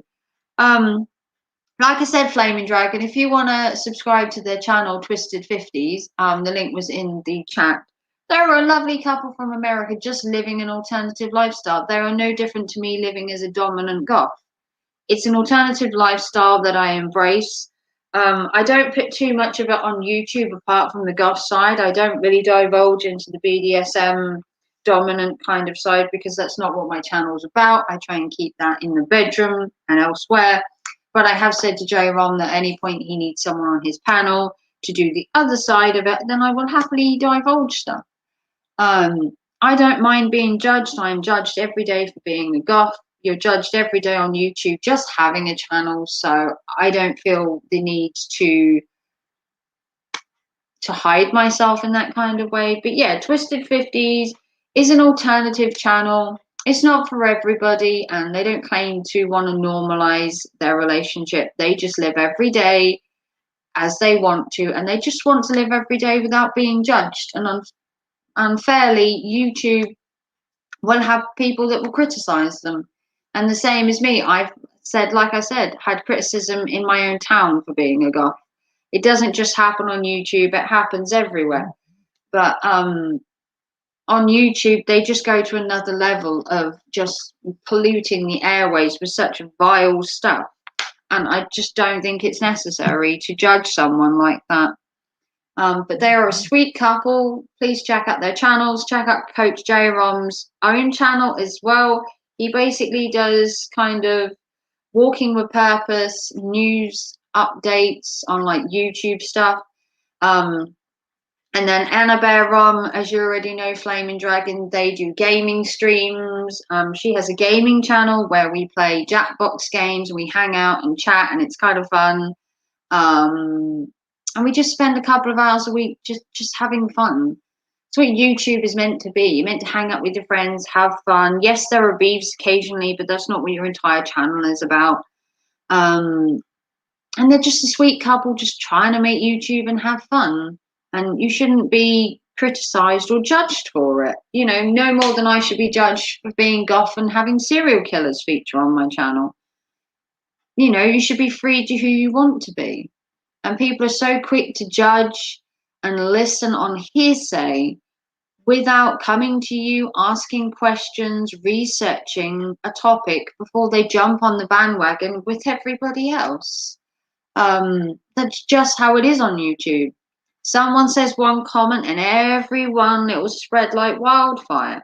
And then you have to then justify yourself. And I don't feel people should have to justify their lives and stuff like that. That's stuff that shouldn't concern other people, how you live your life as long as you're doing nothing wrong. But I've said my piece. I wanted to say my piece on Anna and J. Rom's channels because some people out there have been judging them and talking smack about them, and I don't think it's right. I think you should be able to live who you want to be and live the lifestyle you want without the fear of ridicule. If people want to come at you for certain stuff, let them do their research, let them come on a panel, hash it out, and, you know, have some common sense behind what they're talking about. Research it, ask people. Don't just take hearsay as gospel, you know. That's my take on it, and I stand by that. If you want to know someone and their channel, go ask them. Comment on one of their videos, message them behind the scenes, email them, talk about this kind of stuff offline. Don't bring it onto your channel, make a video and make accusations that you can't stand against or you have no research on.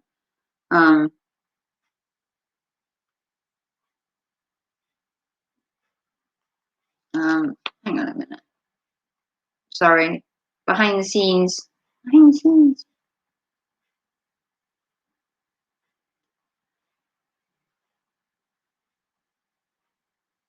Behind the scenes. Sorry. Got distracted. But that's my rant for the day. I felt I needed to say something because I like to support my friends on YouTube and I support everyone no matter what. TJ says, hello everyone, much love. I show you much love on your channel, brother, much love. Thank you, TJ. Yeah, some people in this day and age feel they have the right to criticize other people, and you do have freedom of speech, I do get that. But when you don't have the research or anything to back up what you're accusing them of, you need to take a real look at yourself. And that's all I'm going to say on that. We've been live streaming for nearly 2 hours, so I'm so glad you've all persisted to listen to my ramblings. Apparently, it's classed as a talent. I don't believe that that's true. I don't think I have talent for YouTube. I just believe that I'm highly opinionated and I have a lot to say. That can be taken either way. Depends how you look at it. I am highly opinionated. I do have a lot to say on certain subjects, and when people say things about my friends, I'm going to defend them. Simple as. I will defend anyone to the ends of the earth if they're my friends. The other link, Jay, show them some love too. Yeah, go to all their channels, show some love. If you have questions, they will answer any questions you have. Nothing is taboo when it comes to them, and nothing is taboo when it comes to me. You can ask me in the chat anything you like. And like I said, eventually when they do a BDSM or dominant live stream, you will hear more from me on the subject. I don't shy away from questions. Within reason, I will answer any questions at any one time. And unfortunately, people don't learn on YouTube that people stick up for other people. And I will stick up for anybody that I see is either being persecuted or judged or made fun of or made to feel ashamed of who they are. And I think they're bang out of order. I wouldn't want to be judged myself, so don't judge other people. But apparently I have a talent for YouTube. Who knew? I didn't. I basically just ramble on for 2 hours. And apparently it's a talent, so I don't know. I don't think I'm talented when it comes to YouTube. I think I just sit here, make a conversation up and just go with it. But if you want to call me talented, then I will tip my hat and take that. Happy Raven, could be. Hey Raven, happy Mother's Day. I just got home. Good afternoon, Gemma. I hope you're having a lovely Mother's Day. I hope you have seen your mother. I haven't seen my mother for... When did I last see my mum? I don't know. Maybe a year ago? 2 years ago? I haven't seen my mum in a while. But today is obviously Mother's Day. Like I said, my poor little man, bless his heart, is sick. He's poorly. He won't be here today for the live stream, which is a shame because he was really looking forward to it. We will make that up by him being able to do another live stream very soon once he is well. We have talked a lot today on a lot of different subjects. We've talked about Coach Eli and his interview. We've talked about COVID. We've talked about trolls. I just saw my mum. It was nice you haven't seen her since Christmas. Well, I'm so glad you've gone to see your mum, Gemma. We've also talked about COVID. We talked about trolls. We talked about Jamie's and Eli's interview coming up. We've talked about being ridiculed on YouTube for having a different lifestyle. And like I said, check out Twisted 50s. Link is in the chat.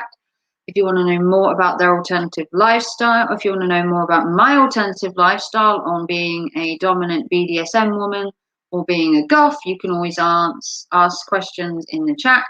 Like I said, I'm an open book when it comes to questions, or if you feel a bit more taboo-like, you can ask me behind the scenes on Instagram or Twitter. Like I said, I don't shy away from any questions, really. But I do live an alternative lifestyle as well. I don't hide away from that. Like I said, I walk around town dressed how I want to dress. And if people tell me to burn in hell, look at weirdly when I'm filming in graveyards, so be it. That's just me. If you didn't know, Gemma, I actually have a dress on today. I know. You're going to be shocked that I'm actually wearing a dress. Look, I'm actually wearing a dress.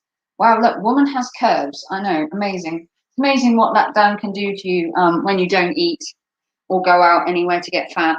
But yeah, I'm wearing a dress for Mother's Day. I thought I'd become a bit more mumsy for today. Rocking the alternative look, as always. But later on, I'm going to go shopping online. Oh, did you hear that? I'm going to do a video looking at the new range on everything £5. and basically doing window shopping. Basically, I can't afford to buy anything. So instead of buying myself a Mother's Day present, I'm going to window shop, and I'm going to look at Mother's Day presents that I possibly could have if I had the money. So I'm going to live vicariously, and I'm going to look at some clothes on everything £5, and I'm going to have a look and see what I like and kind of window shop. So I'm not going to buy anything when I do the video. We're just going to be looking at the clothes, and I'm going to see what new fashions are out, what new trends are hitting, everything £5, which is the store I go to every day, because everything on there is £5. It's a brilliant little site. I've done numerous videos on their channel, on their website, and basically we're going to look at everything £5. We're going to look at, it's great to see you. Oh, well, thank you, Gemma. We're going to look at all the clothes on everything £5, and I'm going to make a wish list. Basically, on the site, you can heart items you like, and they stay in there for 30 days. And then if and when I make money on my eBay, which you can find the link in the description, or if anyone donates to my PayPal in the next month, up until the end of March, it will go towards buying me some clothes for my holiday, which is in September. And it will basically be a Mother's Day present to myself. I will treat myself by the end of the month with the donations that I receive in the coming 2 weeks, or however long it takes. And I will buy a set of clothes off that, and then I will do a live stream showcasing the clothes that I have bought. I will do a whole try on. I will show you them, and basically it will be a Mother's Day belated present to myself. So if you want to see me shop online, at women's clothing mainly, might be accessories, I don't know. It depends what comes up on the website and what takes my fancy, because I do like shopping. And then I'm going to buy myself something in the coming weeks. Raven, how's next Friday around 30 my time to do what it means in our perspective on living as a dominant / past present? Yeah, message me behind the scenes, J-Rom, and we'll set something up. Absolutely. I can be around on a Friday. I have no commitments, amazingly. I'm free. I'm free. But yeah, message me behind the scenes. You have me on Discord. We can work out what exactly you want the topic to, what you want to highlight in it, maybe some background, I don't know. Message me on Discord, J-Rom, and we'll work that one out. But yeah, I'm going to do a video, I don't know if it's today or tomorrow, with me shopping on everything £5, and I'm going to put it up. And then if anyone wants to donate to the channel thereafter, the money will go towards funding me buying some of the clothes that I show on that video to then showcase on my channel. Which would be kind of fun, because I haven't done a clothing haul in a while, and that's because I had money issues. And all the money I got recently from your donations went to my son's birthday. And any future donations will obviously now go to myself, because it's not his birthday anymore. And that will go to funding my clothes for my holiday in September. So then any donations you then give will go towards my shopping hauls, so that I can buy some nice clothes like this dress, which I got off the same site, to look goth, so I can like ram it in people's faces that I'm a goth. Like, you know, get some more barrage of insults like I generally get from my clothes, because for some reason they all scream alternative. I mean, I just thought it was a dress, but you know.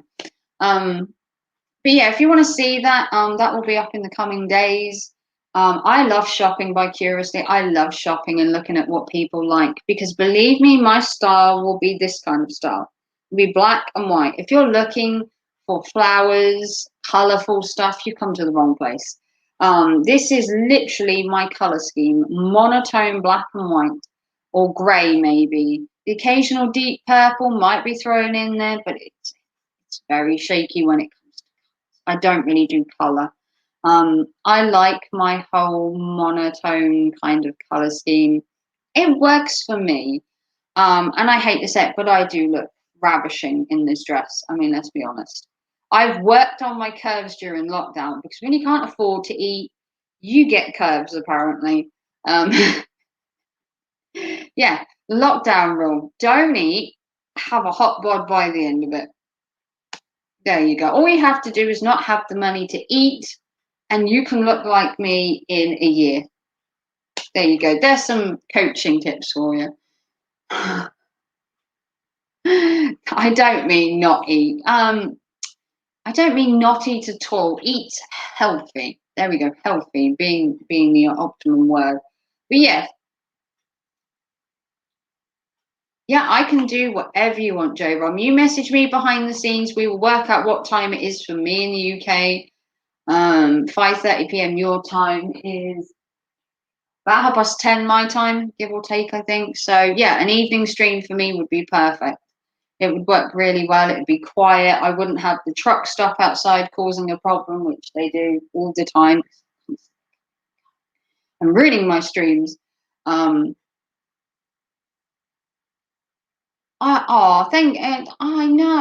know you said I look beautiful, Gemma. I don't like to get a big head. Do you know what I mean? I don't like to highlight my narcissism that I think I look good. I call it too broke to buy extra food diet. Yeah. I'm not starving myself, just in case you're wondering. I'm eating little portions to make it stretch, kind of thing. Little portions to make it stretch, basically. 5:30 our time is 10:30 their time. Fair enough. Perfect. Cool. Probably I will be there, brother. I don't understand people criticizing you that well. I'm into bondage, but I won't go into too many details on it. If you get hold of me, brother. Yeah, I'm exactly the same. I don't exactly portray my bondage lifestyle all over the internet. But TJ, I heard of your explicits on Poon Stream.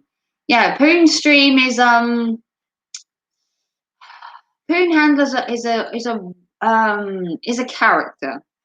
I don't really watch his streams very often, but I've heard they're a little bit less said of Poon Handler. If you want to see Poon Handler, go watch his channel. You'll be amazed at some of the stuff that's on his channel. Gemma is amazing and beautiful sister. Oh, we're just sharing the love today, aren't we? Mother's Day is sharing the love day, of course. But yeah, I don't really have any other plans for videos as such apart from the shopping one, the virtual shopping. There was a video gone up today. An anonymous donator gave me some money to buy some stuff to sell on my eBay store and to make a video with. That should be up today. And on Saturday, I had a Mother's Day haul that was also donated to my channel. Both the funds from those boxes were anonymously donated. They wanted to remain anonymous. And they both bought stuff that I could either keep or I could sell on my YouTube channel, on my eBay channel, to make money to fund my YouTubing or to fund my food or whatever else I chose to use the money on. So I bought stuff to show on my channel. That'll go on my eBay store. It will be sold, and then it will go into my pocket, or it will go back into the channel, which is usually what I do with my donations. They fund my channel, or they help me eat, or they help fund my eBay store, which has had erratic sales due to lockdown. Some weeks have been better than others. Some weeks I haven't made hardly anything. Other weeks I've been inundated. So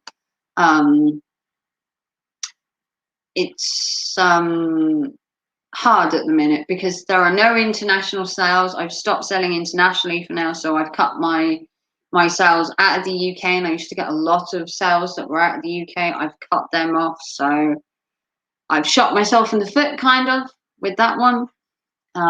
But due to COVID, I can't really send stuff abroad. I'm the type, I'm going to be honest about everything. Yeah, I think that's the way to be. I think honesty is always the best policy when it comes to YouTube. I think if people have questions about you, the best thing you can do is be about honest, upfront about your answers. Some people will judge you for your answers or your lifestyle or your channel, and that's perfectly fine for them to judge you. But it's when people judge you when they have no research on you, they've just took hearsay and then they just run with it. That's the problem I have. It's the having just a tidbit of information and then just blowing it out of proportion, making a big deal out of it, or they just run with this small little thing that they've heard.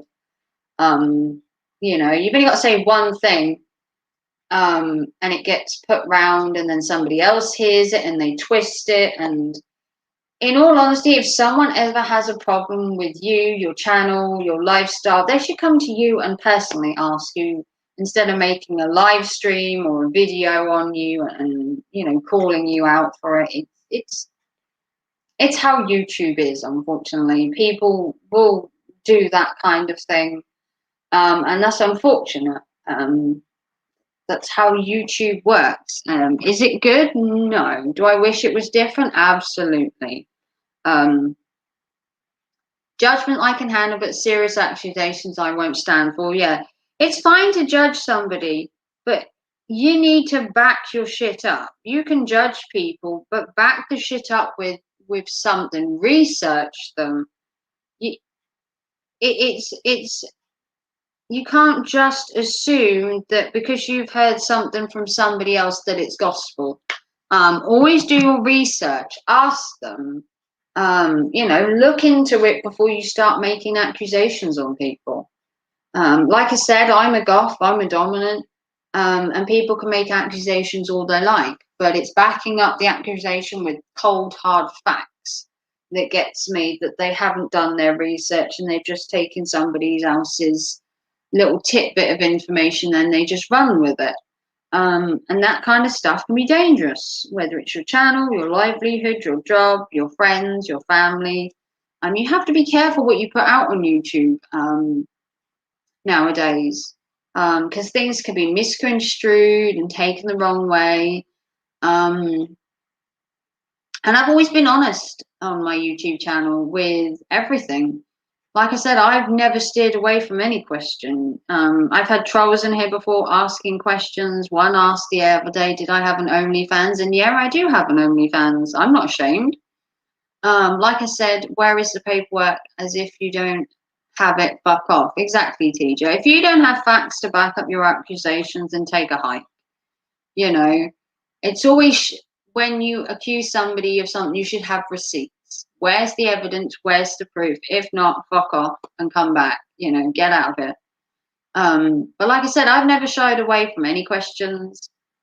They asked me if I had an OnlyFans. I said yes. They asked me the name of my OnlyFans, and I said, if you can find my OnlyFans, you can add me. Give them a challenge. I don't just give information out for free on YouTube. If you want information, you're going to have to work for it.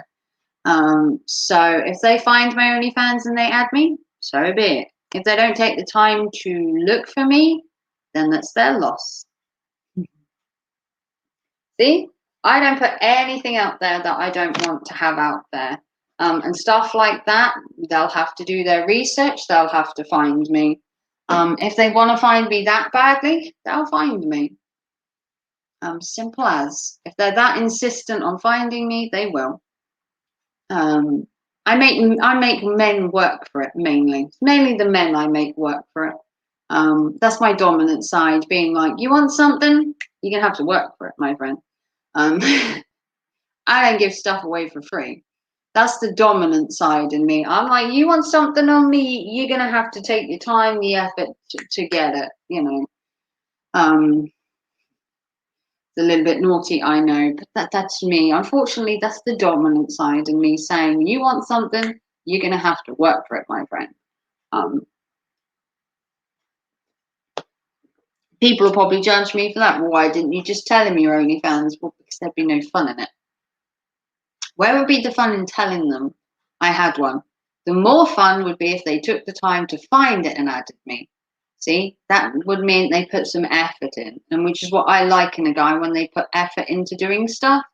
I don't just hand stuff to men on a silver platter. They have to work for it. That's the dominant part in me. You want something, you're going to work for it, my friend. Brush off the old shoulder there, saying, I'm not just giving it to you, you're going to work for it. Thank you, Kool-Aid, for laughing at me. To be a dominant. The time and effort I have to spend being a dominant is exhausting. Have to keep these men in line, Kool-Aid. Can't let these men get out of line, Kool-Aid. We have to stick to my guns and keep them in line. And that means on and off YouTube. That's how I work, basically. I'm a dom everywhere. Even right now, I'm owning the chat. I'm owning the chat. But if anyone does have any questions, I don't think anyone really asks me questions ever. I think I divulge enough for people to be happy, and that they don't need anything else from me, which is good. It means that I'm open enough to give them enough questions that they don't need to ask me questions, which means I have a pretty open channel. I was getting called a pedo, and they don't have the paperwork because they don't have a record on me. I get the paperwork, and I went on a panel and screen shared the record of my real dad because he was there. Oh dear God. People can be horrible, TJ, online. People can be so quick to judge, so quick to jump on the bandwagon, so quick to not research a situation before they go full on and charging after the people. They hear one little thing and they just run with it. And technically YouTube is a cruel world with stuff like that. Accusations and stuff getting thrown around without the real research or the evidence to prove it. And people think they're so funny doing it. Eli is now furiously searching for your OnlyFans to dox it. Well, let him. I don't care. So what? Boo-hoo. What's wrong with having an OnlyFans? It makes money. OnlyFans is a high-class site where women can be empowered to shed their inhibitions and their clothes to make money. Why would I want to care whether Eli searches it? If he does, then it's just showing desperation for him. TJ, I would file a lawsuit for the accusation. There are laws in it. There are. I'm sure he is. Let him. Thank you, Kool-Aid, for that. I mean, what's he going to do with an OnlyFans? You have to pay to see it. So all he's going to find is my name and a profile picture. If you want to see content on OnlyFans, you have to give out the Benjamins. You have to pay for it. So the only thing he would find would be my picture, which is my face. I don't give anything away. It's just my face and my name. And then if you want to see pictures, you have to pay, my friend. Sorry, but yeah. So if you want to search my OnlyFans, you can do. I don't give it out. You have to look for it. And then it costs you to see pictures. So he's not going to get anything out of it unless he's willing to give out some shekels. But there's nothing wrong with having an OnlyFans. They are adults who are of sound mind, showing their body off for money. It's no different to featuring in a porn magazine, in Playboy, or being a model in a catalogue. You're just showing off skin and getting paid for it.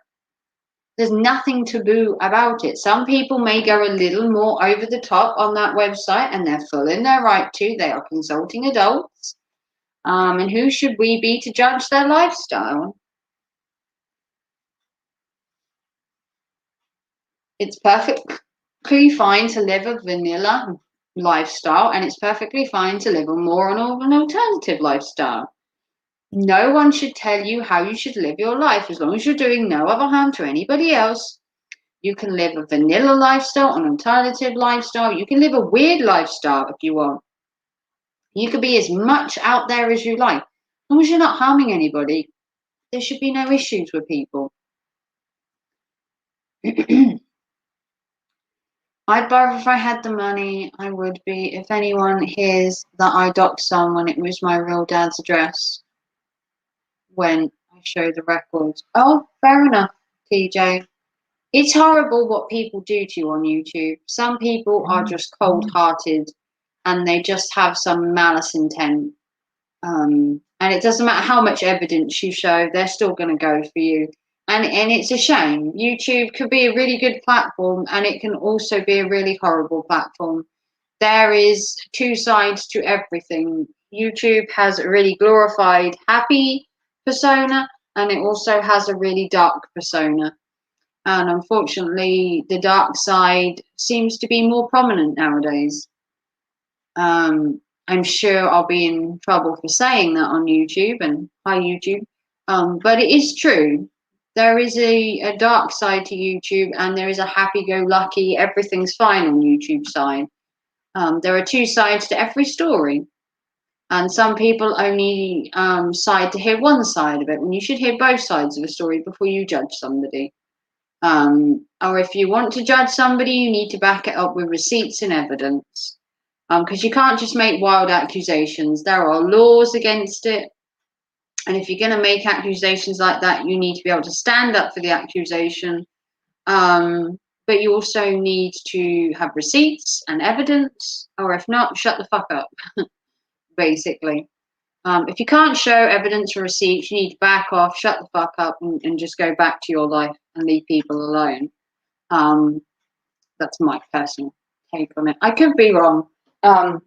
Everyone on YouTube is different, and how my channel is run is different to everybody else's. But I'm the same as Coach. If you can't have receipts or back shit up, you need to fuck off. Get out of here. I'm not interested. Because if you can't prove anything, then what are you basing your shit on? Just wild accusations and hearsay. That's not proof, my friend. You need actual receipts, documentation, texts, conversations, evidence to prove your theory. And usually these theories are just made up from wild accusations, hearsays, misconstrued, things that are twisted. YouTube used to be funny, and everything's now, with all the trolls in it, making it not fun anymore. Yeah. I mean, in all honesty, I came off YouTube for like a year or 18 months of live streaming, and I didn't do any live streaming at all. I didn't do any. I've only now started coming back to do live streams. Originally, I did live streams like every day, then it was every other day, then it was every week, then it went to every month. Then it went to a couple of times every month. And then I stopped for like an entire year and didn't live stream at all. I didn't do one live stream in a year. And it was damaging to my channel, very damaging. I lost a lot of subscribers, a lot of watch time. And people kept questioning, why aren't you coming back? Why aren't you coming back? But I had a lot of trolls back in the day. A lot of people that had opinions, disagreed with me. And it made it so I didn't want to live stream because of it. And I actually did back off for a year.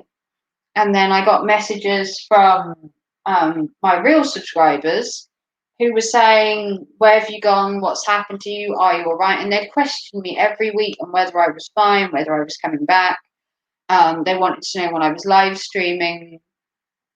And eventually, I've started to come back live streaming bit by bit. On YouTube, people accuse you of stuff. Then you have to prove your innocence. What the fuck? That shit is backwards. Yeah. They come up with this bullshit stuff that they heard from this channel, who heard from this channel. They've twisted it, and then you have to prove your innocence. Like, fuck that shit. If they can't prove you're guilty, why should you have to prove you're innocent? You know, you've done nothing wrong. Exactly, Kool-Aid. I like what you say, Kool-Aid. You say some weird shit sometimes, and other times you're bang on point. I don't know who Kool-Aid Jimmy is, but he's a really awesome guy. A lot of people hate me because when I started YouTube, I was going after Peter and he was smoking meth with the 13-year-old in the live stream. I have all the paperwork. He's in prison now. Well, that's very good. That's very noble of you, TJ, to stand up to people like that. That's horrible. To think that that thing is a thing on YouTube is scary enough, let alone YouTube allowing it on here. But I'm glad you stuck up for your guns, TJ. Sometimes it takes people like you to highlight the bad people. But you have proof, you have shit to back it up. It's not just hearsay, it's not just wild accusations. It's actual facts. Kool-Aid, drop your link. Yeah, Kool-Aid, are you a mod? I don't think Kool-Aid's a mod. Oh, Kool-Aid is a mod. You can drop your channel link, mod. You can drop your channel link, TJ. Yeah, he wants to subscribe to you, Kool-Aid. So if you drop your link in there, you're modded, I'm sure of it, Kool-Aid. You modded? I have to check. Yeah, Kool-Aid's modded. So you can drop your link, Kool-Aid, or I can try and find it and drop it. You don't stream anymore. Is there a reason for that, Jimmy? Is there a reason you don't stream? Did you used to stream? I've never been to a live stream of yours before. I don't know how long ago you stopped doing them. But you talk some real sense, Jimmy. I don't know if anyone's told you that before, but the things you put in the chat make sense, and you talk right from the heart with what you say. You don't know how to drop a link, but it's searchable. Oh, okay. Okay. Let me see if I can get Kool-Aid up. But if you have any questions, like I said, feel free to ask. Like I said, I don't shy away from most things. Nowadays, I'm just open to people's criticisms or critiques. I don't get a lot of them, mind you. Let's be honest. Kool-Aid Jimmy. Okay. Kool-Aid Jimmy.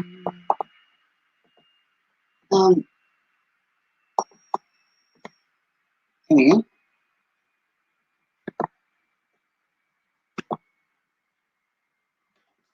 There you go. There's Kool-Aid's channel. It would be nice if Kool-Aid live streamed. You shouldn't feel the need to have to shy away from people. Yes, Jimmy, I've been hunting for you a long time, and I love your live streams. Yeah. But there's Kool-Aid's channel. Feel free to support each other. This isn't a sub for sub. This is more like communal therapy. In my case, it's my day-to-day therapy, talking to people. It gives me. You're welcome, TJ. You can feel free to put your links in the chat anytime. As long as you're a mod, you can shill your channel as much as you like. I have no problem with people putting their links in the chat as long as it's not porn bombing me or something stupid. And as long as you don't take liberties with promoting your stuff in my channel. You can link your channel once, kind of every stream. I don't mind that, but no, like linking everything you've ever done. Let's be realistic. It's my channel. You want to show your content? Go get your own channel. Jimmy, I'll show your channel some love. Yeah, I've subscribed to Jimmy. I'd love to hear him on a live stream. I think he has probably some cool ideas, theories, and content. I've just never heard Jimmy live stream before. But if you ever did live stream, Jimmy, I would make sure I'm in the chat because I think you say some really good stuff. I think you have some really cool advice sometimes, and you're always in the background, Jimmy, supporting me, and I appreciate you for that. Kool-Aid Jimmy, love the name as well. Makes you seem cool, calm, and collective. I've been live streaming for 2.5 hours. Wow, look at me go. Have we really talked about anything? We've talked about quite a lot today. A lot of subjects, amazingly. Like I said, Like I said, reiterating, it is Mother's Day in the UK, so to all you mothers out there that have put up watching my stream, which is probably none of you, because you have better things to do, unlike me, I am live streaming because my son is ill and I am home alone. And basically streaming the boredom away. And you guys have helped my Sunday become that little bit more interesting. But if you have any questions, any queries, any advice you want, like I said, Twitter, Instagram, you can message in the chat. I don't shy away from most questions. Like I said, the OnlyFans one, I gave an answer I felt comfortable with. I generally try and keep the chat clean. Would I answer risque questions? Maybe on Twisted 50s would be more the area for that kind of talk. But as I've said, we've talked about, the Eli Lycan interview that's coming up that I can't wait to see. It's going to be better than, 5 rounds of Mike Tyson fighting. It's going to be nail biting the entire interview. Will Eli answer questions? Probably not. Will Eli be triggered? I'm hoping so. Will Eli chicken out? Maybe he might jump off the panel at some point and then come back and say, well, I'm not triggered after he's had like a 5-10 minute break to calm down. Maybe. Who knows? But it's going to be worth a watch. Absolutely worth a watch. Is it worth staying up for in the UK till 2, 3, 4 in the morning? Absolutely. I will be in that chat listening because I need content, obviously, Eli. That's all you are to me, it's content. I don't have any other things to talk about. I haven't talked about other things for the last 2 hours. Sister, watch out for someone's comments on any video with the vote EM. Don't click on it. It's a porn site. Yeah, I know. I've got loads of them. Just report it and hide it because they can piggyback off it to hack you, sister. Yeah, I know. I've been deleting all of them. I get quite a lot of the porn sites. It's obviously because I'm a doll and everyone loves me. Good afternoon, Zero Stick. Thank you for Happy Mother's Day. Much appreciated. Even truck driver Billy is supposed to show up to trigger Eli. Yeah, I did hear about that. That they've actually contacted truck driver Billy, and he's actually going to appear on that. Hopefully, he will give it to Eli, which is what I'm hoping everyone else is going to. No hold bars. There should be no questions that taboo. Eli should be prepared for any questions out there. Any questions. No matter how hard or difficult they are to answer, he should have an answer nowadays for every question because he's had time to think about it. He's had 4 years to make up these lies and to twist conversations. He came in Jamie's chat and said, yes. Well, I can't wait to see that, Kool-Aid. This is definitely going to be a live stream to stay up for, which means really late night for me. Which is great because I actually have an appointment on Tuesday morning really early. So thank you, Jimmy. I deleted my last channel. It was 1K because as soon as I hit 1K and sent me a message, that channel will never be monetized because of master reportings from trolls. Oh, that sucks. That sucks, TJ. You know, I've never had a copyright, a flag, a community. I've never had anything done to my channel, and I'm hoping to keep that way. I've done nothing to anybody to suggest needing to have a flag, a copyright, or anything.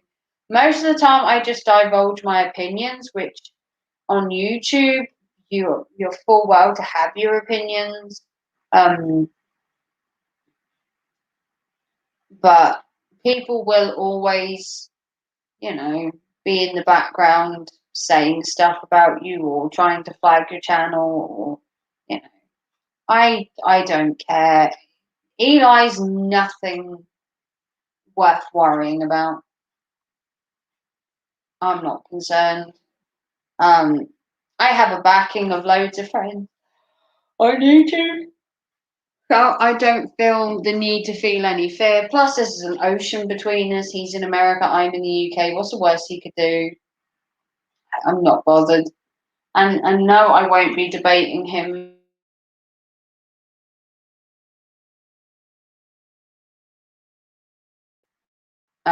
Child. He's not worth my time fighting with, so I don't see where I should glorify him with a response. Um, so I won't be debating him on Jamie's stream at all. I don't see the need to. I will be there to support people in the background, in the chat, but I do not feel the need to talk to this guy one-on-one. I never have done and I never will. I've never been on a panel. I've never messaged him behind the scenes. I do not feel the need to acknowledge him in a one-on-one debate because, let's be honest, he just wouldn't win. I've never got a copyright issue or hit. I never got a copyright issue or hit with the other one. All right. Community strikes are the worst ones to get out of. Copyrights you can circle. Flagging your channel you might be able to get out of, but things like community strikes and that are a hard thing to push back on. You could lose your entire channel by them. But you know, people do fight them. I mean, look at JB. He's fought many copyrights, many community strikes, and he keeps coming back. You know, Eli will flag anyone that literally looks at him wrong. He flags people content all the time for copyright and other shit, and it's just sad. It's just sad that these people have this amount of time to go through videos, pick shit they don't like, flag them. They've got time to fill in all these forms. It's just kind of sad. It just shows you how much time they have and that they don't have real lives or real jobs. But that's just my personal opinion, TJ. As I said, the opinions I have on my channel are my own opinions. They're not opinions of my community. They are my own opinions and always have been. That's how I roll on my channel. Everyone has a right to their own opinion, and mine is just mine.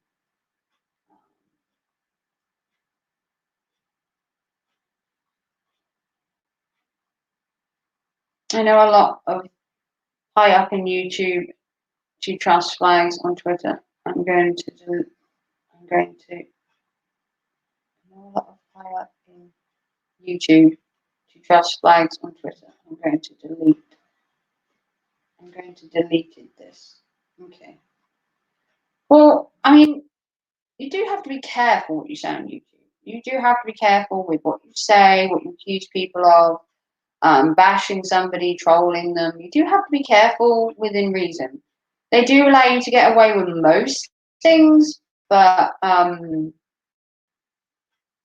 you never know who's listening when you do a live stream.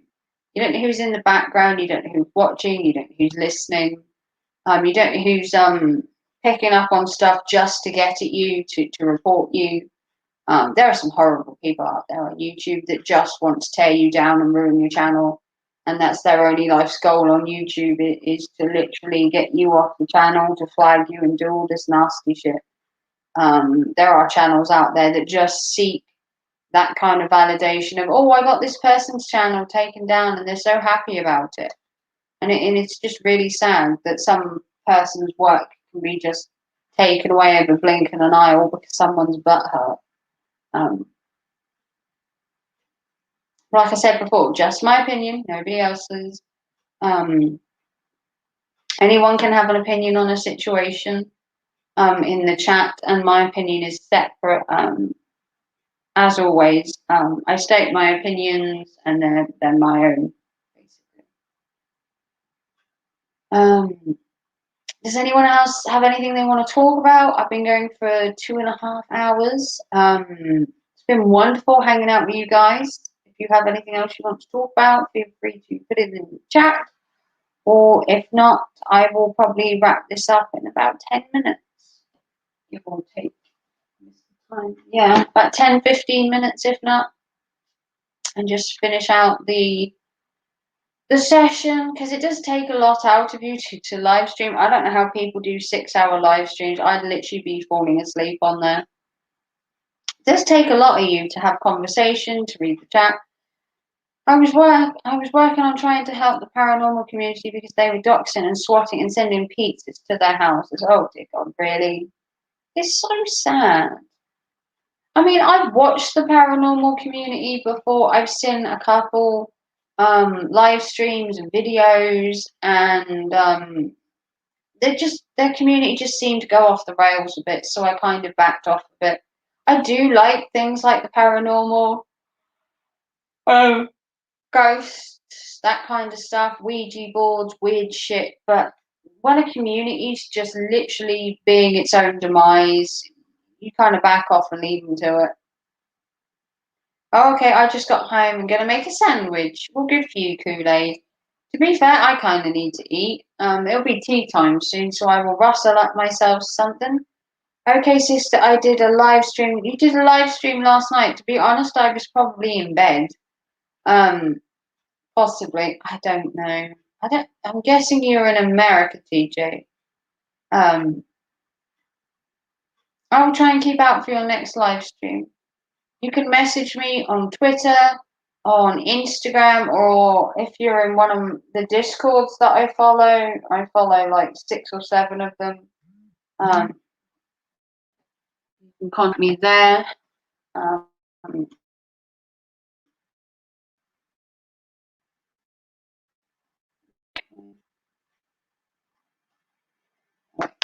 I'm just checking to make sure it's not my son, because I said I'd message him about tea time.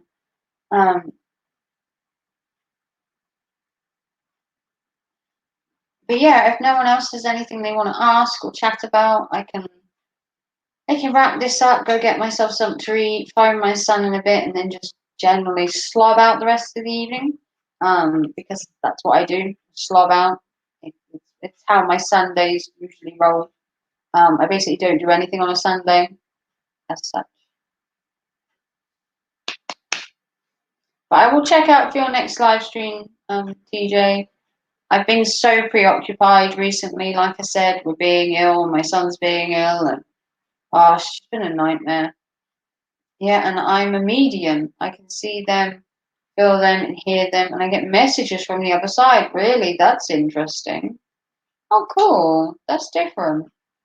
I don't think I've ever met anyone that says they get messages. I've heard of mediums before on YouTube. I've had a tarot card reading recently. That was kind of creepy. They were bang on with that one.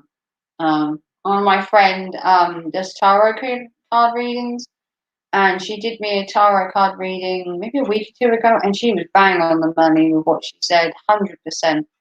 And she doesn't know a lot about me on YouTube. She knows bits and pieces. She doesn't know like my day-to-day like existence, and she was bang on. So I can see how the medium stuff is interesting. Um, like I said, I have a fascination for graveyards and cemeteries. So I love that part of the ghost kind of paranormal world experience. Um, Excuse me, I woke up really early this morning, really early, in fact, to do with my son being ill. Um, so I have a couple of decks of tarot cards, Oracle and Beyond Castle. My sister I got into tarot card reading. Maybe you should do me a tarot card reading sometime, TJ. That would be cool. I'd love to find out what you can see in my future. Because to me, my future's a bit hazy with the amount of shit I've had going on. But that's cool. I'd love to have a reading sometime. That would be kind of cool. Yeah, that would be cool. I can give you my email address. You can follow me on Instagram or Twitter or in Discord if you have me. I'd love to have an oracle reading or a tarot reading. That would be kind of cool. I've never really talked about the paranormal world on my channel. If you haven't seen my channel before, I live stream sometimes in graveyards. I am fascinated by the dead, cemeteries, and that kind of thing. It's my kind of dark, morbid outlook on life, that we're all going to die and that we should embrace cemeteries and embrace death. It's a weird thing to look at, and people say, you know, it's creepy, but that's just me. It's just who I am. I'm weird and creepy.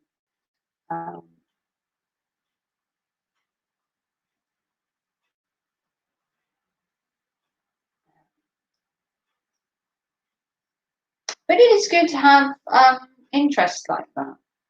You know, people, like I said, will always judge you for everything in life. So I don't see the issue with the way people live their lives. As long as, like I said, you're doing no harm, where's the problem? But people will always judge you. That's just how the world is. And unfortunately, it's a sad fact of life. I think I got you on Instagram, but if you go to my channel, and my links are there. Okay, TJ.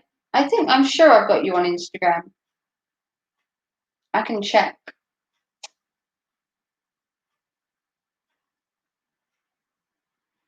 Now I have you on Instagram, TJ, so you can message me on Instagram.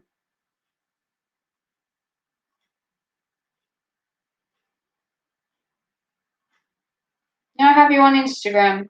So if you want to do me a reading, that would be welcome. You can send it to me on Instagram. I'd love to know my future.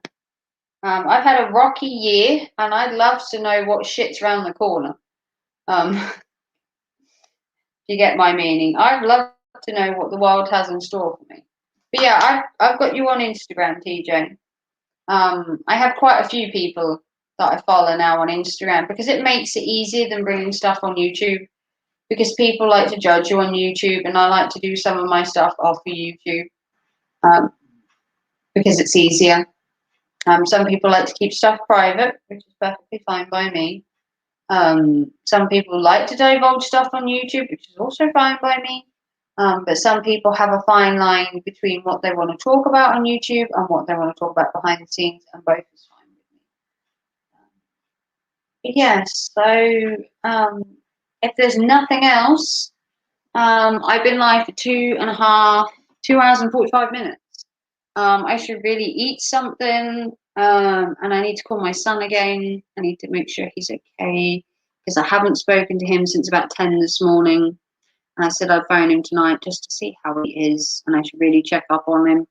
But if you want to see more from me, like I said, you can follow me on Twitter, Instagram, all that good stuff. I agree with you on that. I agree with you on that one. If I have a problem with somebody, I'm going straight to him off YouTube. I don't do videos on people. Yeah. If all beefs were sort of like that, it would be great, but that's not usually what happens. Unfortunately, that's the way of the world. But if you want to see more from me, do give me a big thumbs up. Please like and subscribe to my channel. I'm sure this video will have dislikes by the end of the day because Coach Eli has some kind of obsession with disliking my videos. Once again, to everyone, happy Mother's Day. If you're in America, obviously you're not celebrating Mother's Day today, but us in the UK, we're celebrating Mother's Day. It's been lovely to have you with me all. Much love to everybody that's been here. If you want to see more, like I said, Instagram, Twitter, I have an entire channel full of content. So if you're not into my live streams, that's perfectly fine. They're not to everyone's taste. I have an entire YouTube full of stuff. And I will see everybody for another stream very soon. Take care and thanks for watching. I love you all. Bye.